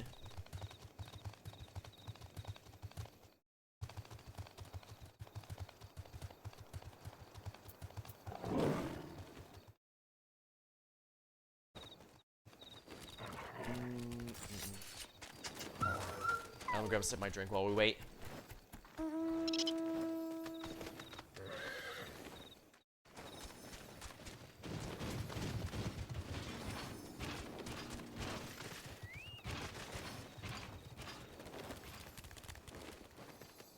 Motes afloat. It was nice going through Beastbreaker. Well, I do have when it comes to streaming, I do like to have my main A game, which of course is right now is Pathfinder Wrath of the Righteous. But I also like to have a B game, something, or rather, something I can break it up. I used to even alternate a bit more. I guess I kind of still do, like 2 days of one, 2 days of another, but the point is, I don't want to accidentally burn out. So if you're wondering why, even though I'm loving Pathfinder, that I'm not doing nothing but it, it's because whenever I've done like 30 days straight of a single game, I've found I've gotten very, very burned out on it by the end and have to take a break. And the last time, the big time, there's a few times it happened, but the big one that got me to do this is was Yu-Gi-Oh! Legacy the Duelist. Getting a recap on all the Yu-Gi-Oh! Series up until that point, which was Vrains, I believe, was quite enjoyable, both for the nostalgia purposes and seeing new stuff. I believe I even and checked out Zexal around the same time, so I could finally see why people think about it the way they do.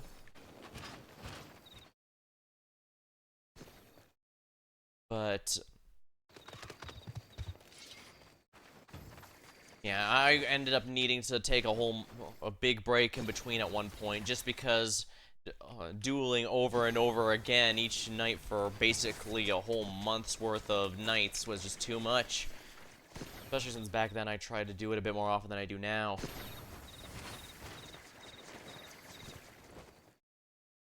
As for Beastbreaker was a nice break in the trend there. You can tell that I sometimes default to some games like Streets of Rogue, this game, and Vampire Survivors. So for those, I just go by vibes. I've been feeling this one a lot more, but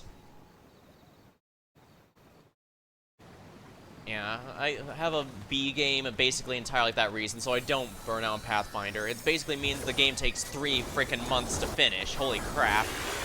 But it is what it is. It's a lot better than getting tired, that's for sure. Forgot.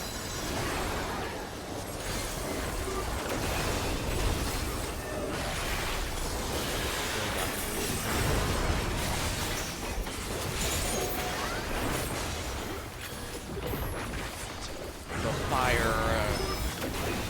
For this one, you have to not be moving when the timer runs out. Or that happens. Whoops.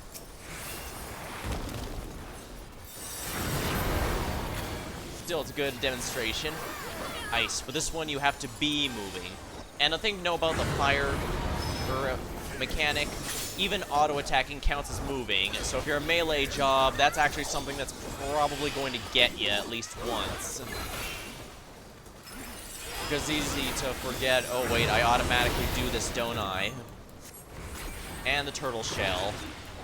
This one's hilarious. It just shoves you forward when the timer runs out.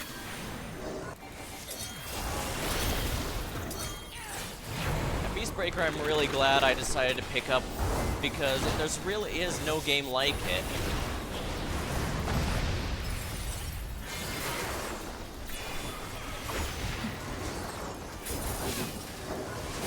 Recommended for you. Cancel to leave 2 bags magazines. 2. You may only carry 2 bags. Remember, break my rule if you impair. And he does not the exact price. No more notice. Yeah, he doesn't like making change.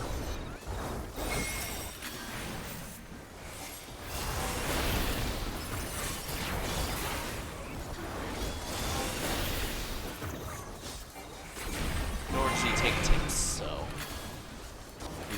So no outsmarting him that time. Alright. Gotta make sure I'm facing this way. Boom, boom, boom, boom, boom, boom.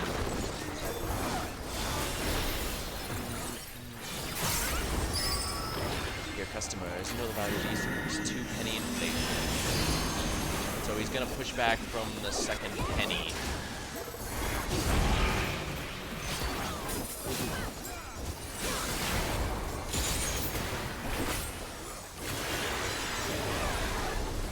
Yeah, he's melting really fast, otherwise he might...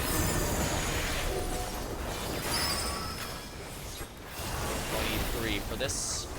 And here, yeah, now he specifically requires 2 bags.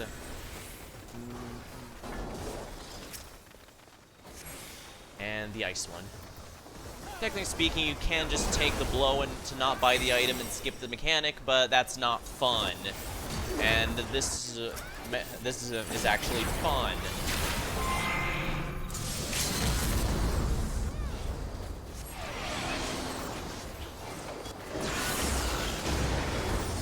Alright, now here's where he makes things interesting. He adds the Shiva attack here. I forget what it's actually called, but I see people usually call it the Shiva attack. She was the first one to use it.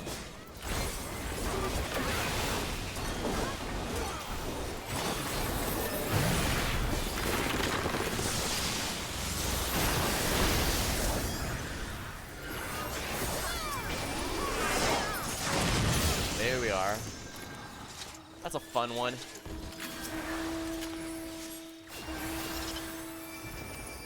Yeah, that one's my favorite.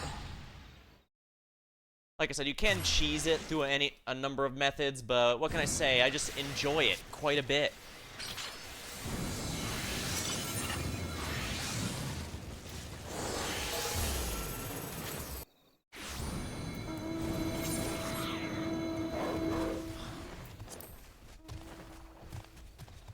Nice, didn't take any fall damage there.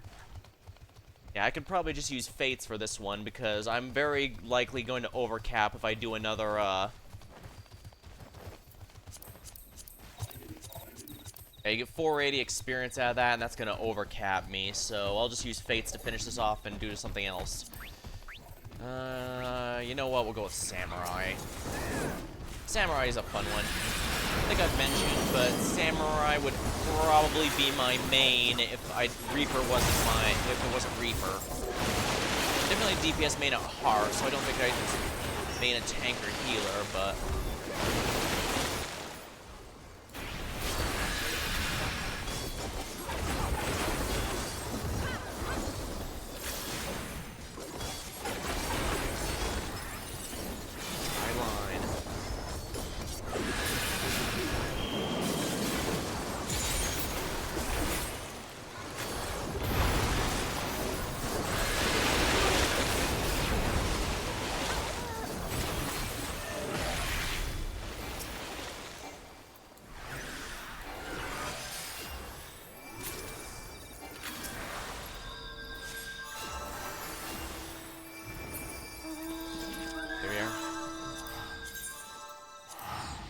yeah, I'm already starting to cap, dangerously close to capping out on silver pieces. I gotta buy something.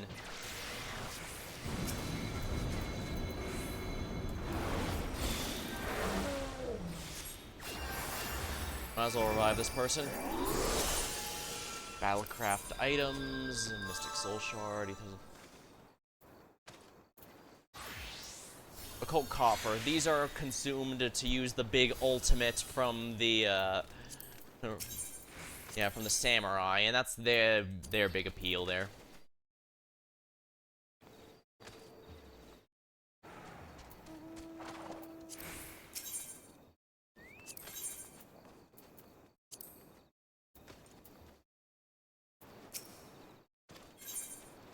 Nothing to sell. I think I can accidentally sell the silver spun if I'm not careful, though.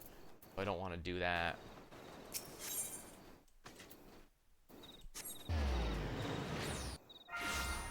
Alright.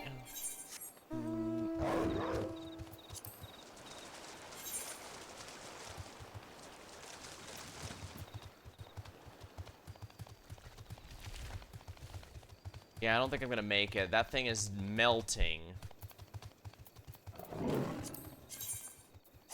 Let's see. Yeah, that thing is melting too quickly. Let's just head to the CE then.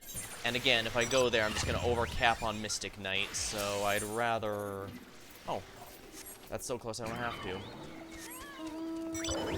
So yeah, we're gonna go to Samurai for the next one. Huh, hard to believe I've made such progress that I've almost capped them all. Stuns the target. 6-second stun. That's it, huh? Well, that is worth the time, that's for sure. Yeah, if you're lucky, there's a chest that's right outside the starting area. Like I said, there's definitely a few strewn about, largely for the purposes of the player stumbling upon them and realizing, oh wait, oh hey, these exist.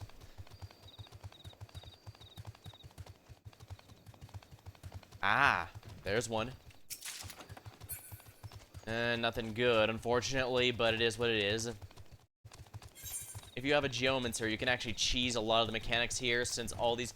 They can give you a float ability to make you immune to the ground, and there's a lot of floating on the ground. Here, there could be a chest in this area. Oh no, there wasn't.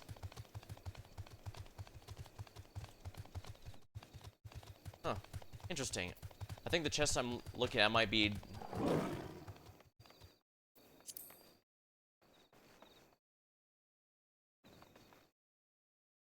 So Samurai's next, and it's likely to level pretty much immediately. I don't know why. I guess it's because Samurai has this big charge up for a big nuke attack for its 2-minute setup, and that's just very satisfying. Mm, mm.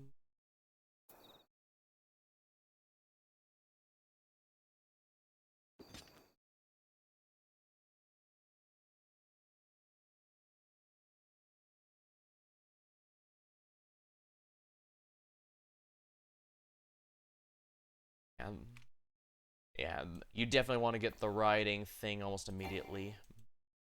The riding mount speed increase here for this area, pretty much the first thing you get no matter what, or else it's a pain in the ass to reach anything. It is such a quality of life. Rathalos is from the Stormblood content, so you can technically solo it if you want. I believe anything Stormblood prior usually is good for that.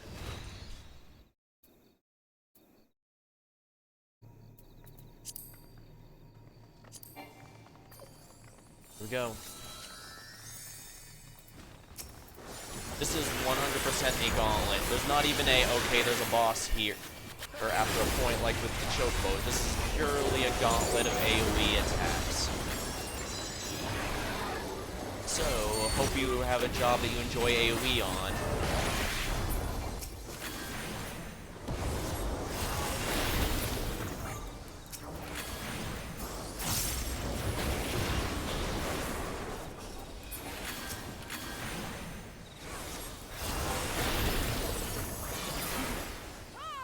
Resistance confirmed. Deploying cannons. The cannons are their fists.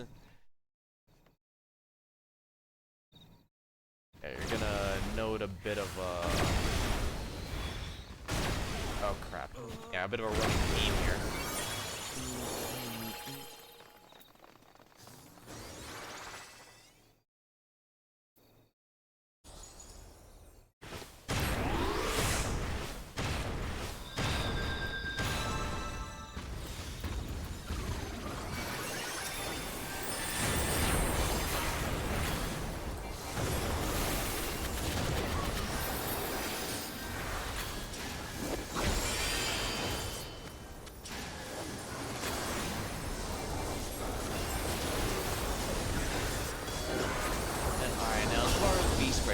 There's nothing else like it. I'm really glad I enjoyed it, but you can definitely tell they were running out of time or something at the end. Going up there. Granted, it could also just be that the team there, but at the same time, Umbra is the last party member who joins. In one character's upgrade is tied to them specifically, so they can't be upgraded until the tail end either. And of course, the other characters tied in can't get their upgrades early either. So. Fair.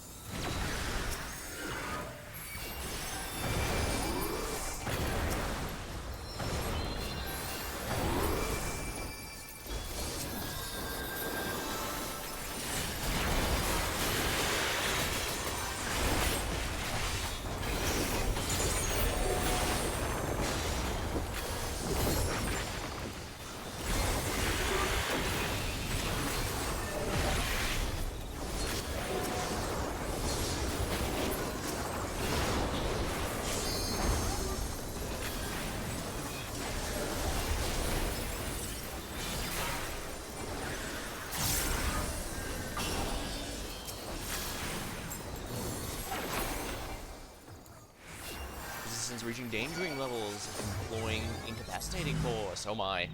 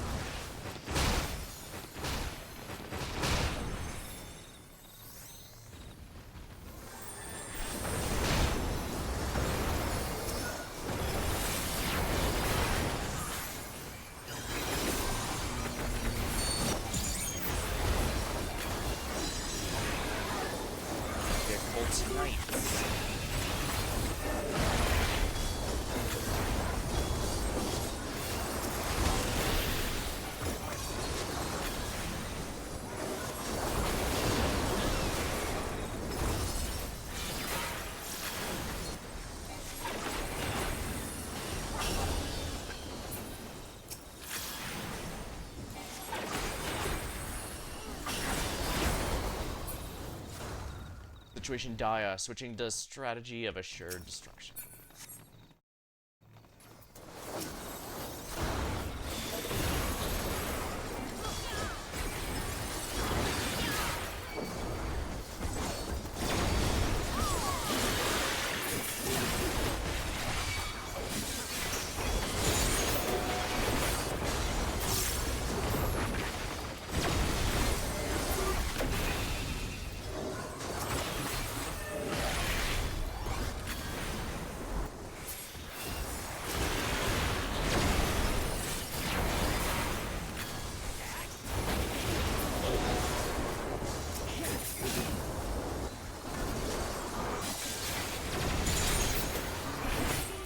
Bare-fisted death.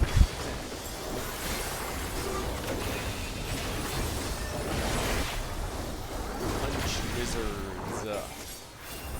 Never underestimate them. Here we are. Critically endangered. Almost complete. Phantom Job, level up. Chidori. Pervious to physical damage for exactly one attack. Alrighty, Mystic Knight.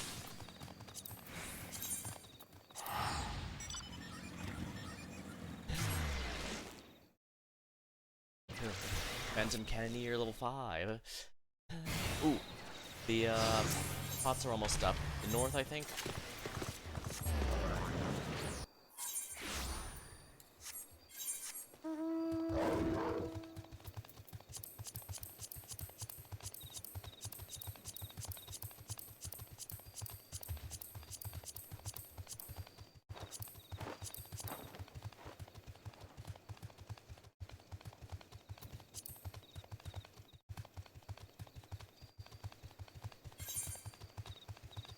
I could swear we just did south.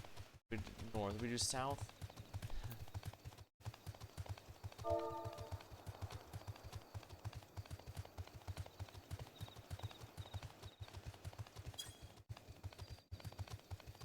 I might have missed it. Must be south.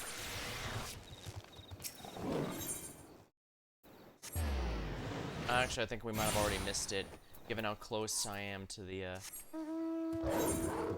Yeah, I think I missed it.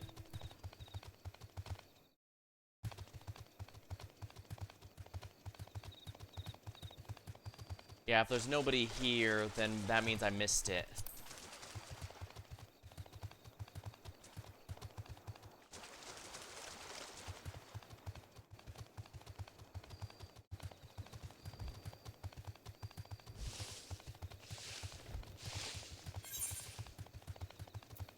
A delicate balance.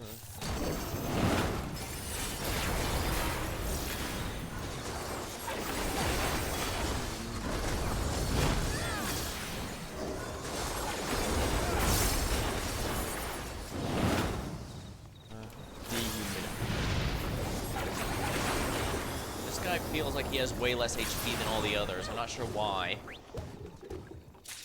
Here we are. Phantomastery 3, and I now officially have it.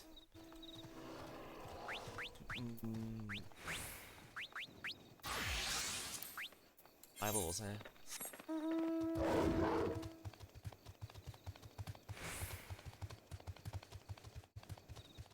Yeah, I guarantee I missed it. Unfortunate, but hey, level 10 Phantom Mastery. Hold up. Freelancer. 1 silver coffer, eh?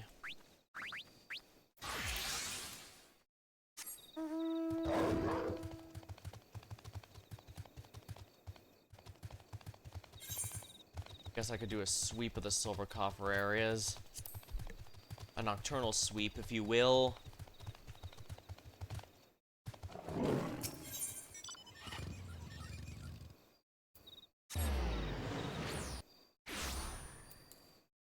$21 bronze coffers. Actually, with 21 bronze coffers, it might be worth my time to give a good sweep through in general.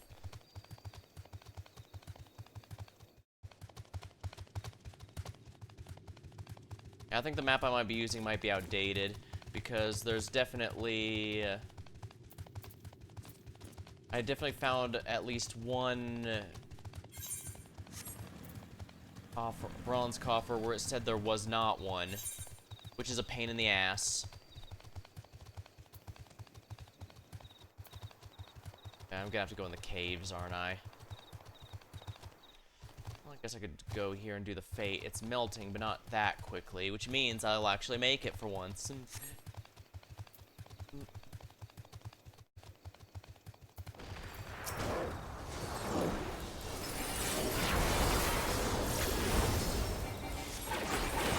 Yeah, basically the more phantom jobs you have max, the stronger you are in this area in both damage and healing.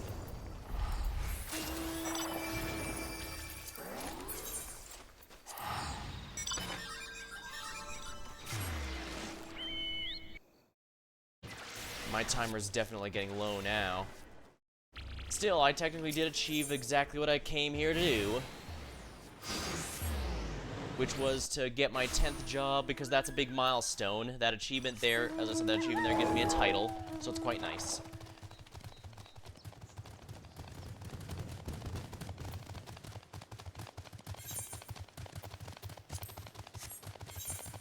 I'll change it. I'll change the profile later.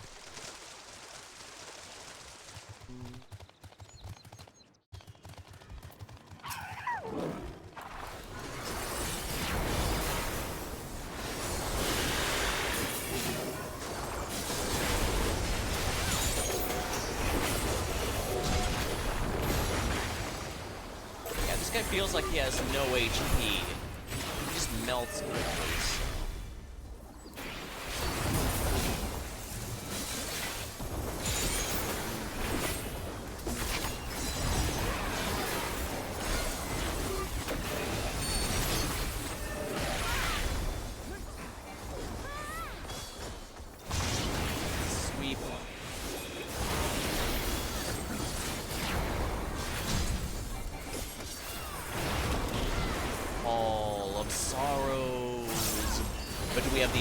Of Sorrow's menacing charge.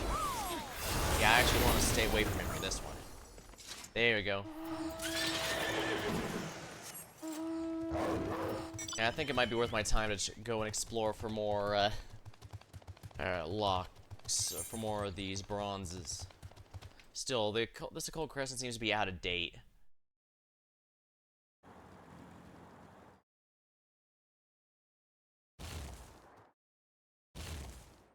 Alright, I found a better one. There actually might be one up here. Hold on. Yeah, there might be one in this air, around these trees right here. Yep, there is. Oh, horned larva. Small inside, but massive on appetite. And I've already got that one.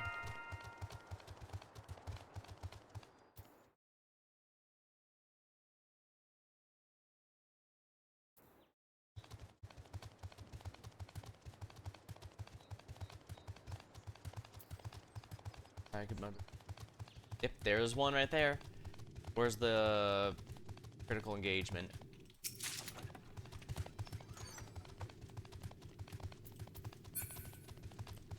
Oh, with extreme prejudice. I hate that one so much. But I do need to do critical engagements, so we'll... First things first, I'll just go through here and grab... I'll check if it's spawned in here. Nope.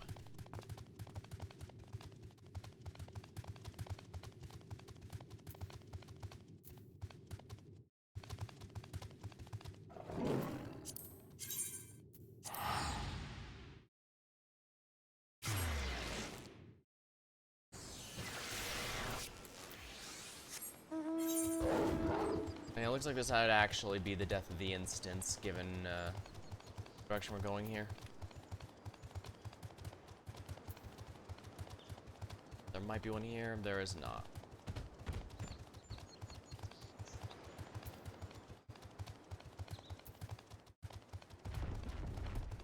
Yeah, gonna have to use the teleporter to get there in time, otherwise I'll never make it. And for better or for worse, I do in fact want to make it.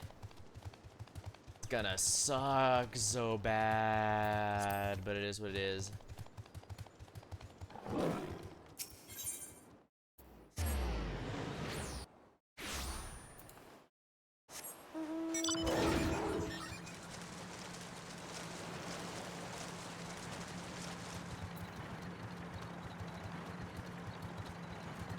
Here we are. I had a minute left. I might have been able to make it, but, you know, why risk it? We saw how I stopped dead right in front of one of these in the past. But yeah, with my timer running low, I'm gonna have to leave even if the instance isn't dead yet. Although I suppose it could be. What was that? Quetzali round brush.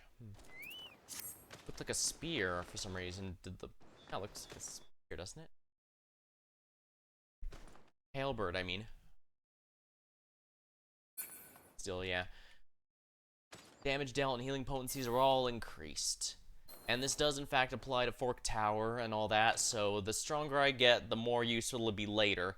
Plus, well, I can just do more in Fates and critical encounters in general. So it's just gonna be worth my time in general to be doing all this.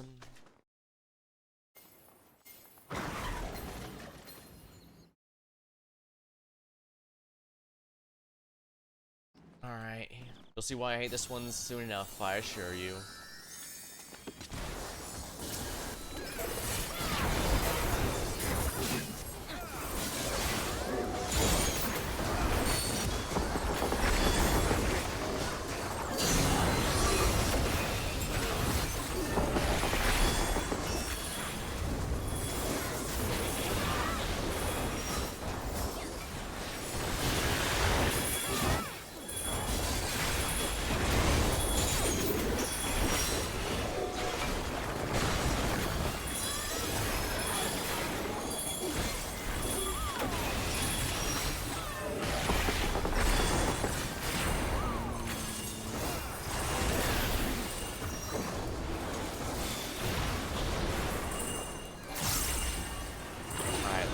Shape. Oh crap.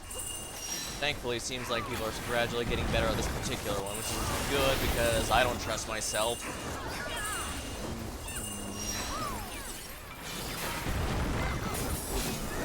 Autonomy, granted defenses, show no mercy, the intruders.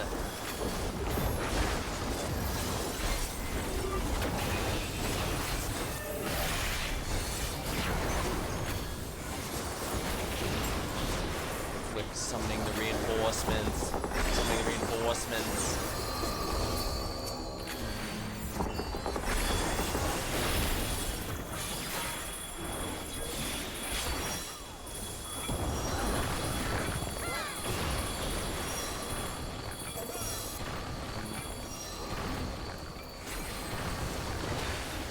Destruct.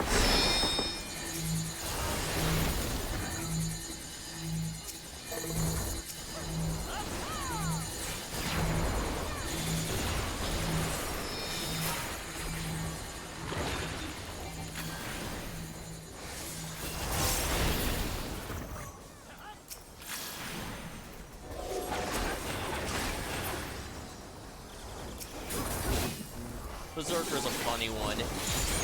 As the name suggests, it makes you attack the enemy. It can make you attack the enemy with auto attacks, increasing your damage by a lot. You can't use skills, you can't. But yeah, you can't do anything else. The main thing though is it apparently makes you immune to CC, which can be potentially the attack skills.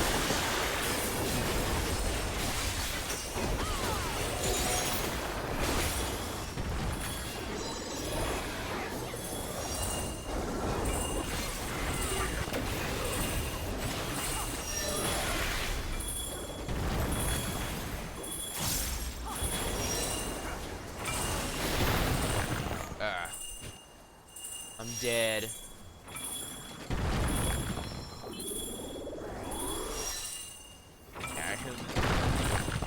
You can't keep absolute track of where they're going to be hitting. In theory, it's pretty easy, but in practice, it's easy to underestimate just how big the AoEs are, I find. Yeah, there's a reason I'm not a big fan of this one in particular.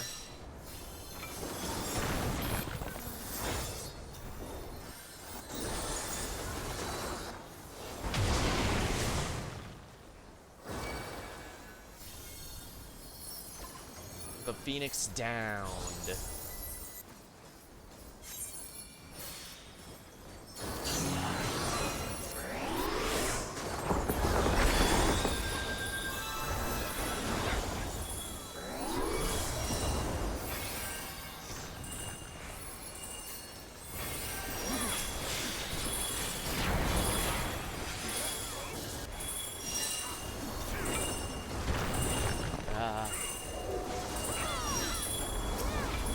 Oh crap, that's overlap. Yeah, if you're overlapping, you're dead. You can take one of these hits just fine, but not two. And of course, the more vulnerability stacks you have, the more impossible it's going to be to live.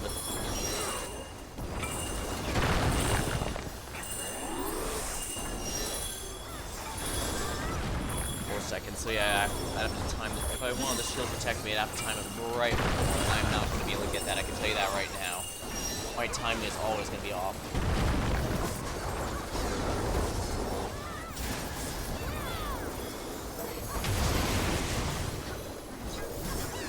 Yeah, basically everyone's dying now, but the command urn is almost dead, so we're in good shape at least.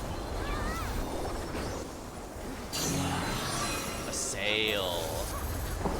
Yeah, it kind of just spams this over and over until you... After it does all the main mechanics there, it just kind of spams over and over until you die. As you know, as you do.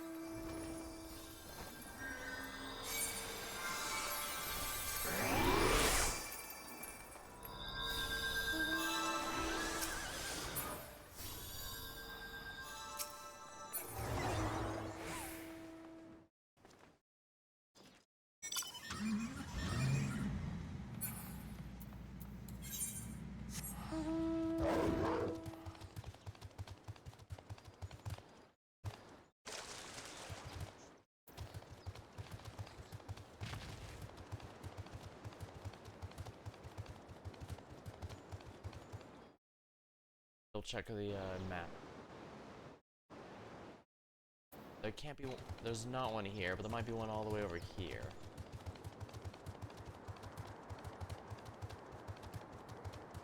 Yep, there's one over here. What luck. Yeah, I think if the instance wasn't dead before it, it definitely is now. Well, there's definitely no people coming here. People in that one was significantly lower than previously, and that gives a very bad implication.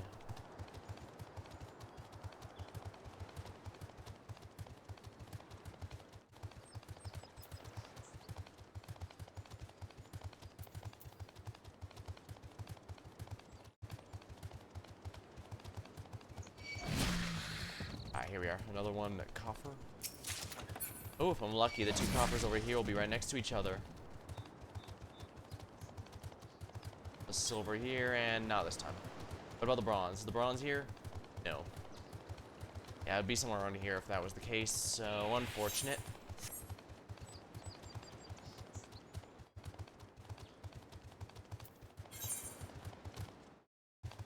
Yeah, there's nothing in this particular area here, unfortunately, so there's no point in going here.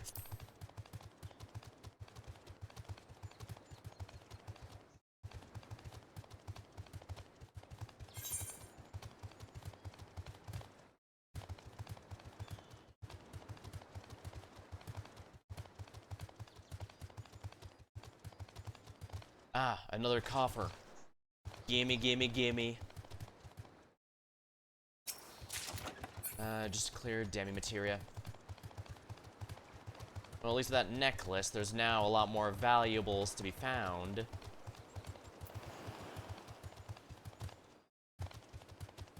This also means the... On the other side of here can be a chest.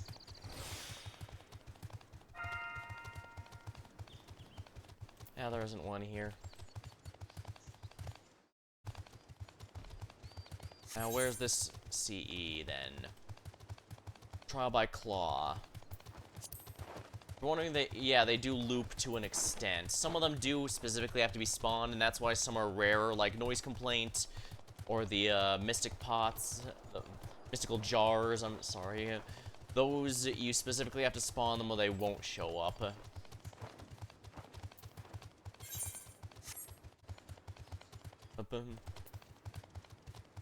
And those are listed as ones that can... Well, at least one of those listed as ones that can pop. Yeah, it looks like the timers are slowly but surely running low. Alright, there's one that can spawn around here. Nope, Heathcliff has not come through for me. How frustrating. Might as well do this one.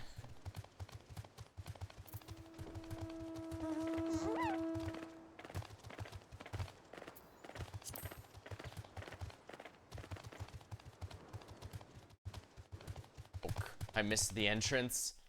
Like a complete ignoramus. Whoops. Guess that shows how exhausted I am.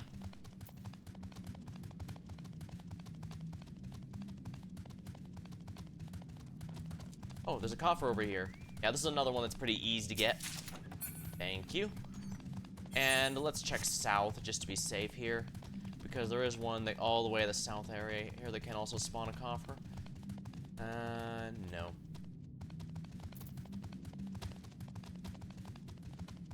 I don't want to go too much further in exploring because I don't want to miss the CE.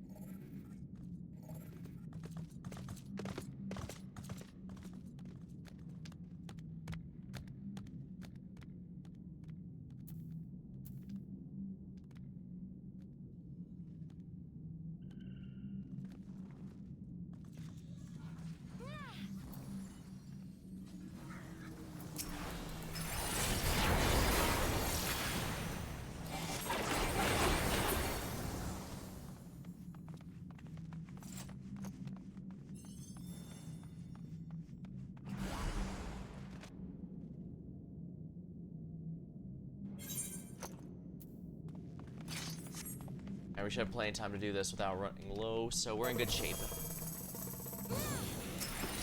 nothing else, it's nice to have a really good achievement like the getting these 10 for that title available.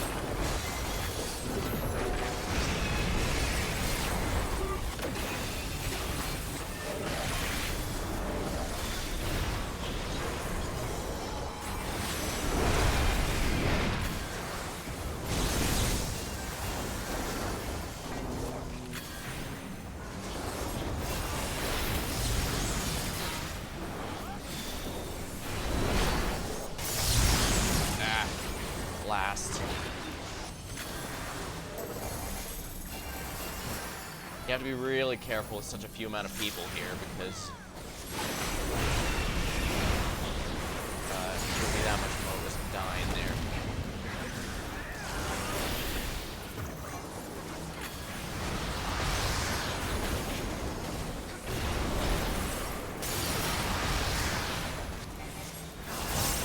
Kill them all.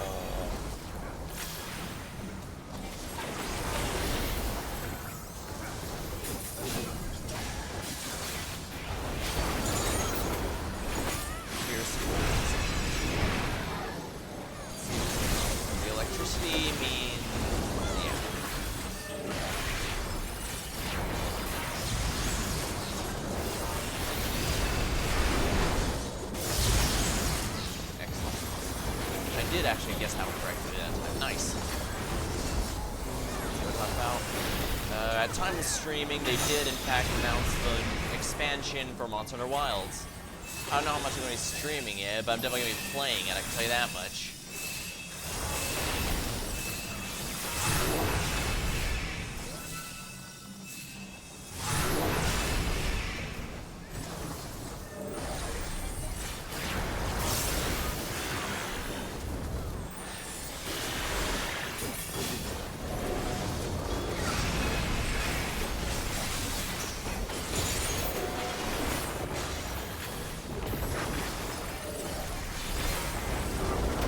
Wild's definitely giving me a good try it out, though it does feel like it's just a skill on my part that feels. Well, no. Well, as much as I was told that it... Let me start from the beginning. Basically, before going in, I was under the impression that there was basically a war between fans of Souls games, Monster Hunter games, and World games in terms of what game is hard and which games are actually easy. I can't say... I'm not going to make an opinion too much because I don't think the difficulties are in any way comparable. What makes them... And honestly, I think that the more having actually played it now, I think the argument's really stupid for a number of reasons. Monster Hunter is less about... well, you do need to care about the mechanics there and reaction stuff. The biggest thing in that game, whether it's new or old, is preparation. I know some don't like how the new ones are considered easier, but I'll get to it. Basically, turning what should be a quick in-out 10-minute hunt into a 45-minute hunt is absolutely a frustrating and a form of difficulty, whether acknowledge that or not. One acknowledges or not. In a way, it kind of reminds me how some people feel about the reputation quest in this game. They don't consider it real content or something, since anyone can do it, or difficult or real content. Not real content, difficulty, yeah. However, to do a reputation quest, you have to do dailies for an entire month, and if you miss any days, it's just going to delay you that much longer. So it does test differently commitment. If you want to get everything, you're definitely going to be going in more than just the 30, because some of the material stuff they offer is fairly expensive. Mounts and minis you can probably get there, but if you want everything, including the portrait stuff and all that, that's actually going to take a minute. So there is definitely some challenge in commitment, I'd personally argue. Because not everyone's going to keep with it. So I guess in that case, like just thinking about, that could also apply to custom deliveries. Like, custom deliveries are,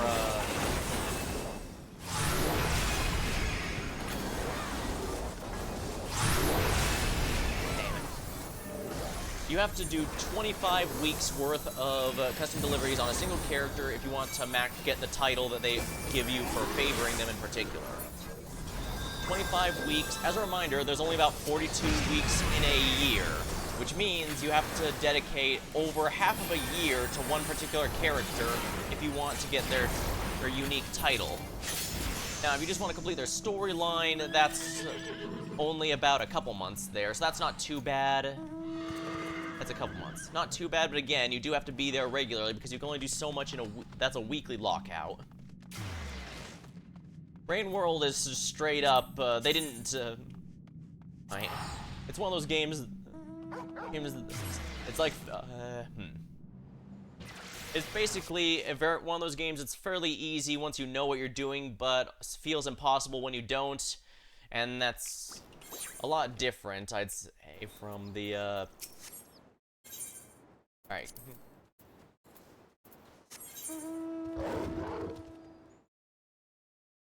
Oh, south. Ooh, and they just spawned. And since there's so few people here, we should be able to get one. Isn't that gonna be lovely? And here I wasn't sure if I'd be able to get one last one or not.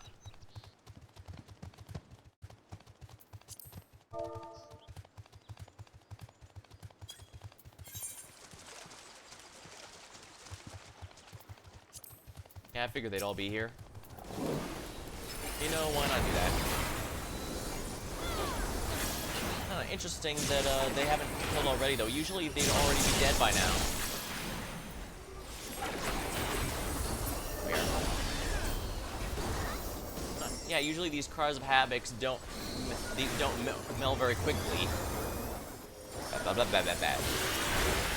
Yeah, usually the Cries of Havoc melt pretty quickly against the party, but again, I guess since we're in a bit of a dead instance, or dead or dying instance, there's not much that can be done there.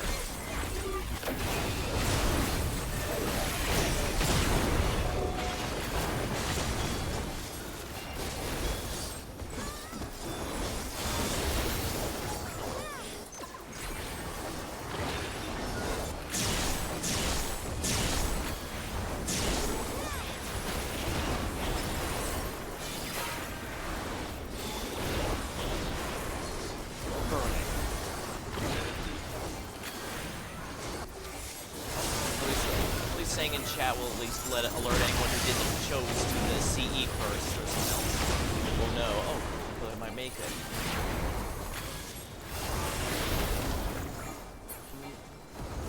Yeah, but after this one, I actually will, in fact, have to gather my things and go, because I'm in no way going to be able to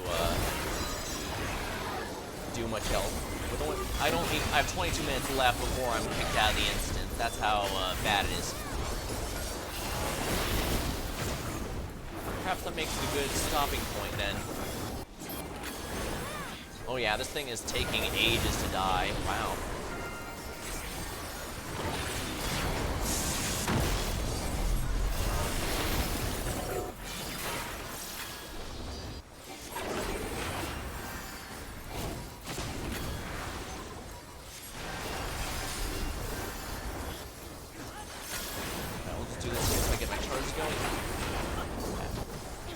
Like, again, it's more about learning the mechanics there, because once you are very satisfying, the bosses are very satisfying there, and I think that's why I like Sekiro so much.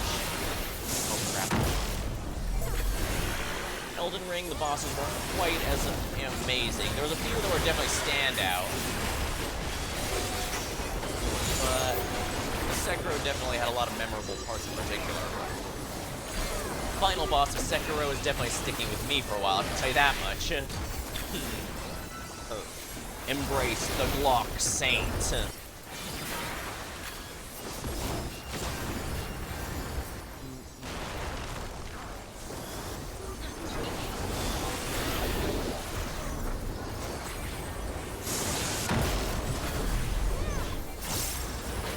Yeah, this one's, yeah, the fact that there's so few people here and it's not dying means that it's worth definitely a bit. So yeah.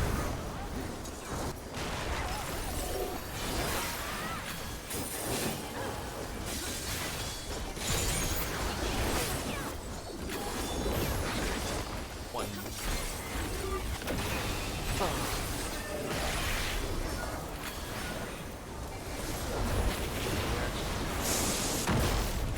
They're all different kinds of difficult. Yeah, having finally played all three of those that people arguing over what's most difficult, I find the argument extremely stupid on all counts. Because they all go through completely difficulty in completely different ways and have completely different goals.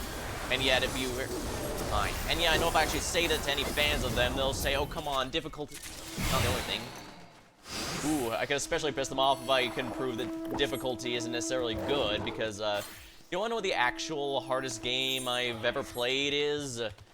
The Callisto Protocol. It's not even fake difficulty either. It actually has a lot of resource management stuff, and a monster spam here, but do you know what's one of the worst games I've ever played?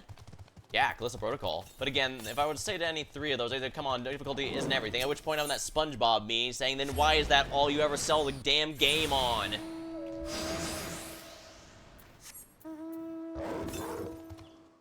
West. Yeah, the appeal is completely, like, Souls-like. I'd say a lot of them actually feel like kind of a 3D Metroidvania almost, with how much the world map can open up, loop back in on itself, and that's really fun. And West. Monster Hunter, well, MMO-style grinding and, progression, gradual, yeah, MMO-style, grind is definitely the appeal there for me. Can't speak for much else, but then again, I guess that's kind of... here we go. East. West. So it's right here.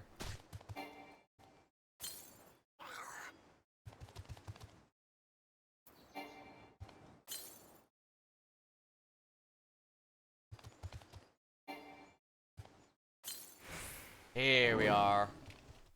Gold coffer. Oh, that's a nice way to end it on. Thanks for the elixir. Oh crap, I did overcap. Well, I guess that's a sign, isn't it?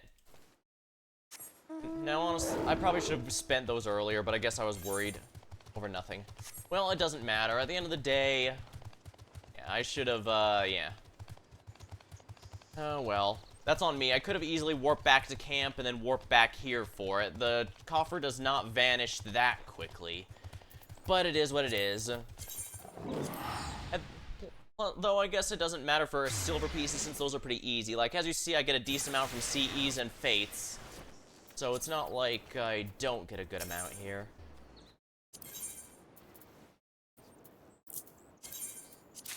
Fair. But yeah, I just wasted at least a little under 800 of those. Oh well. 8 of those, 5 of those. Still, I've got a good amount of gear upgrades. But yeah, 800, that sucks. Especially since, if you want to know why this is a bad idea, here we go. 800 there could have been a decent amount towards another set of gear if I felt like it. I don't think I will, but we might see. Like I said, I might seriously consider Ninja, just because I can easily...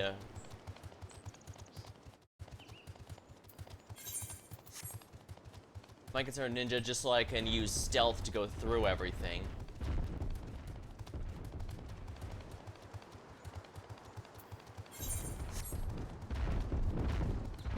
Yeah, this one seems a lot more up-to-date because it has way more chest markers than the other one. So I'll need to make a mental note to use this one from now on.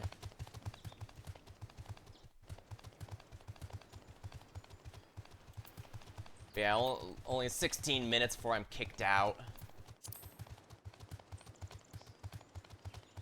Might as well just try and find as many of these coffers as I can within that time frame, that's for sure. Vanishing slope.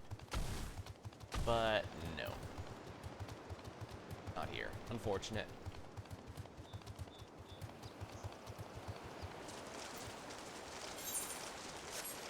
That's gonna be roughly up here. Yeah, I don't see one here. No, here it is. Excellent, I got one.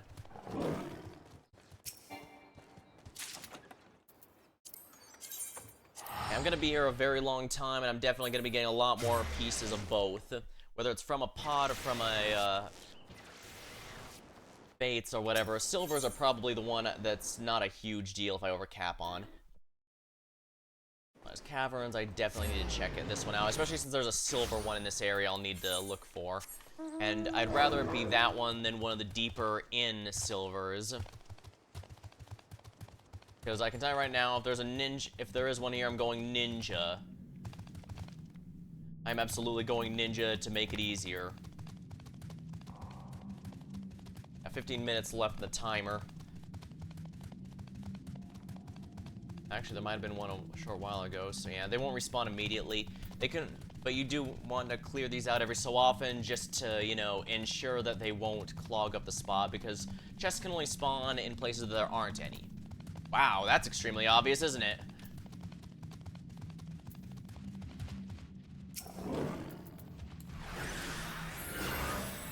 Oh, that person was already revived. But resetting the timer, so they're probably AFK, and that's what caught them killed. Yeah, this is not a place you want to AFK. Not if you want to live, anyway.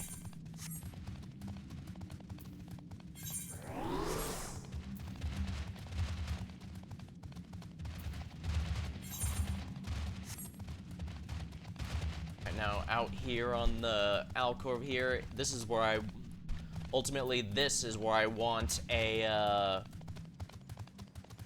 yeah, it's cleverly hidden here, yeah. You can't see from a distance because of this little outcropping here, and that's by design. They want you to go all the way out here to check. Looks like I got a nice 100k minimum here, so that's not bad. You know what? Let's do it this way.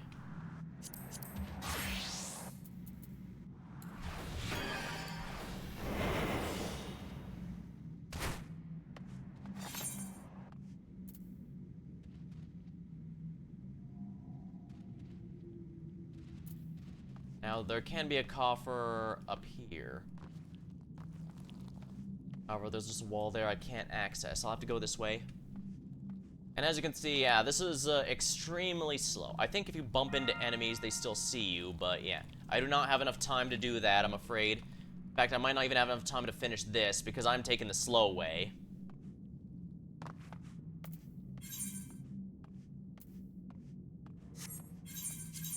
You know what? Let's just do it this way. We're gonna go mount here and go through. I just need to check here.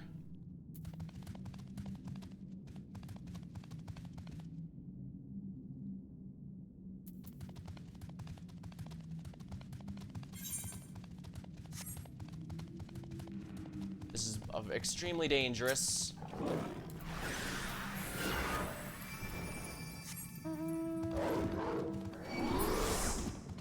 Well, at least by me getting aggro, that person will be able to make a run for it. Of course, there's not even a thing here. That's a pain. Okay, that was a bit really bad. Let's get out of here. Yeah, things in here really hurt.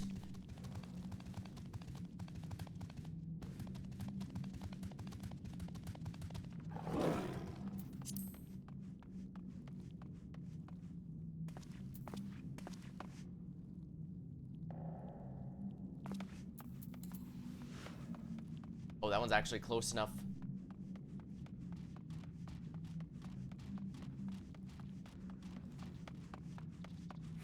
Come on, hit your leash. No.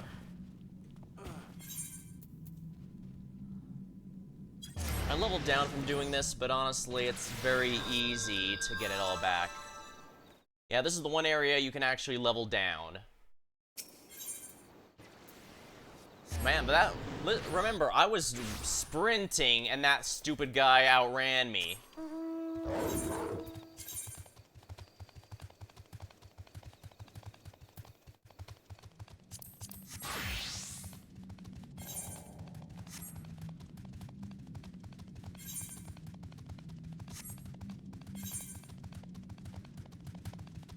Yeah, obviously once I start grinding again, it's going to be an instantaneous knowledge level up, so I don't really need to worry about that. Right now, I just need to worry about getting into this very...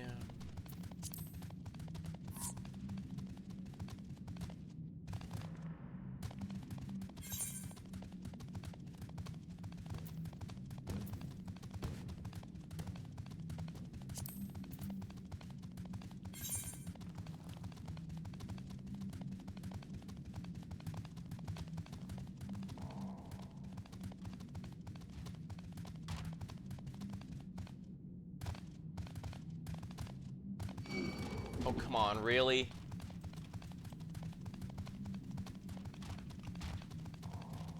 Alright, there's a possible silver one all the way back here. And there's a guaranteed one right here. Yeah, it was useless. And there's not even one here. Lovely.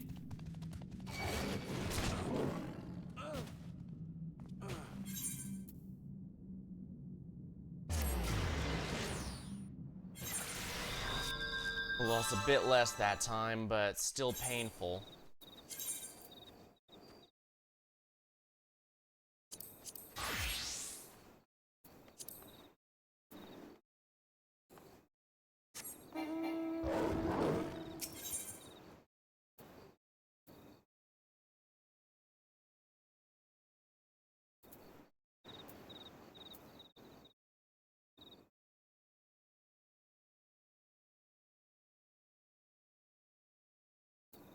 Oh, you know what? I bet it's gonna be on the top of that damn tower. Oh, I hate that. Well, actually, I can first check to see if there's one here on this area, since this isn't a very convenient spot to go, so it's easy to overlook chests that spawn in here. Yep, there's one in here. Mysterium stove.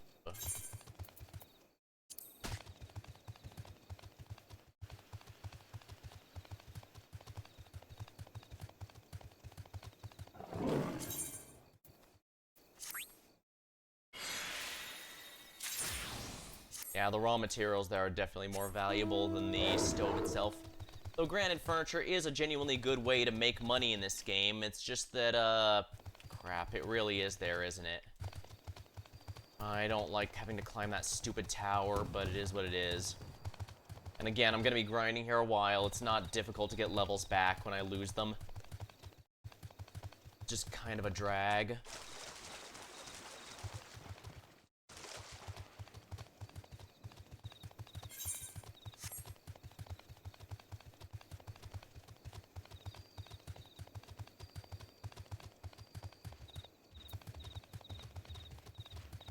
There's like 3 in this area here.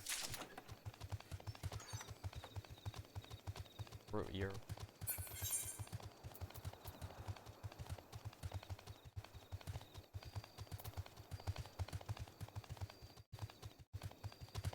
One over here, and there's gonna be one on the other side if I can go on there. Clear demi-materia too. Well, it is what it is. Yeah, those are gonna hurt about as much as you'd expect if they catch me, so I'd best make sure they don't catch me. And remember, that guy was able to run me down even while I was sprinting, specifically to keep up. So the enemies here are absolutely no joke. I think there's some movement speed buffs that you can use to avoid it, but it's still kind of a crapshoot. Funny, this is a universe where chimeras are more popular than actual lions.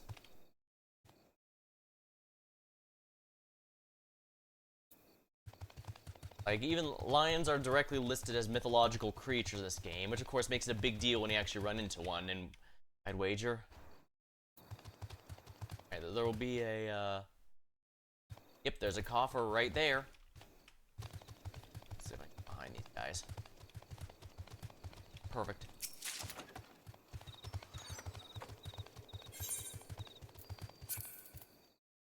I've already got that one.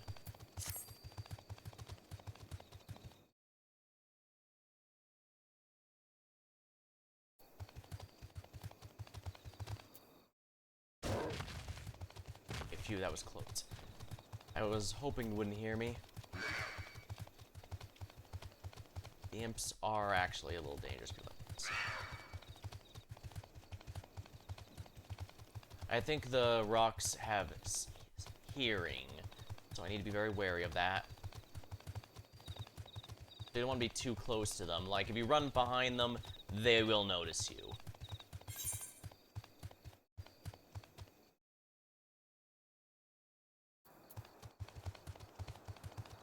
Yeah, this one silver I'm looking for is absolutely at the top, and that's a big pain in the ass.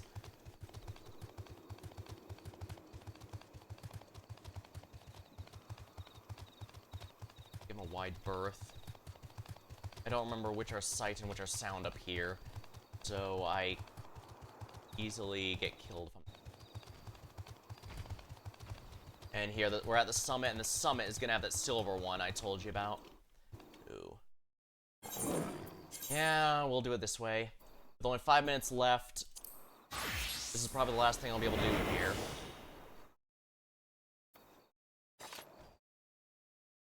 Yep, as you can see, there is indeed a silver chest right there. What a pain.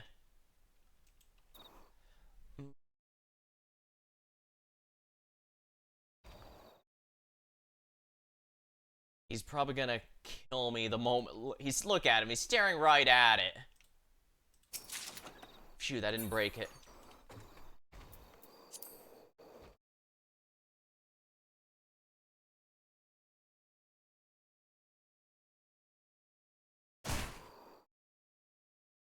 Right. Ninjas get reduced fall damage. That's kind of nice. And I see a chest over there.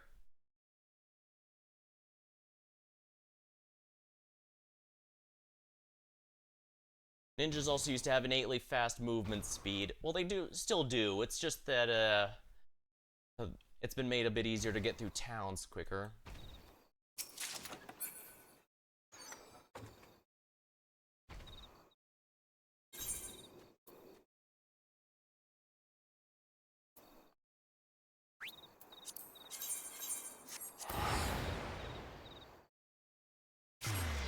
Okay, that could have been dangerous.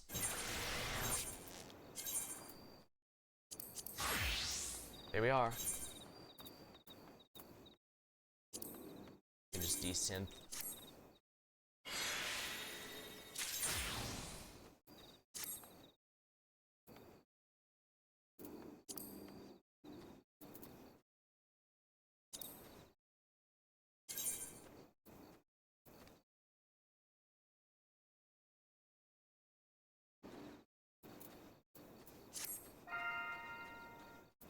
Yeah, unfortunately, I don't have time for that. We have less than 3 minutes. I guess I should take that as a sign it is time to call it a night. Still, I managed to achieve the main goal I was after, which was to get the 10th one here, grab some more chests. Wonderful. I didn't get anything particularly major, but even just the raw cash out of that is honestly not bad. I mean, I've got at least 100k out of, a little under 100k out of all that in raw cash, and there's nothing wrong with that. Oh yeah, the crystal paste. I'm sorry, I'm still stuck on that. You need 1200 in order to complete that, and I'm only a bit over 600, so I am very slowly with it.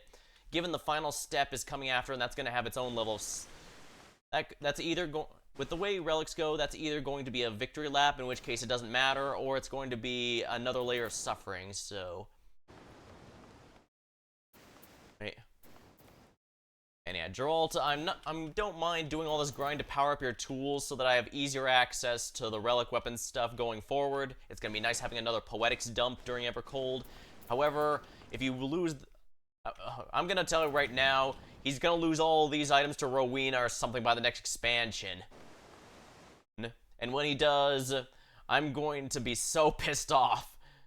You know what, Geralt, if you lose all these tools, I'm going to make you wear a shirt.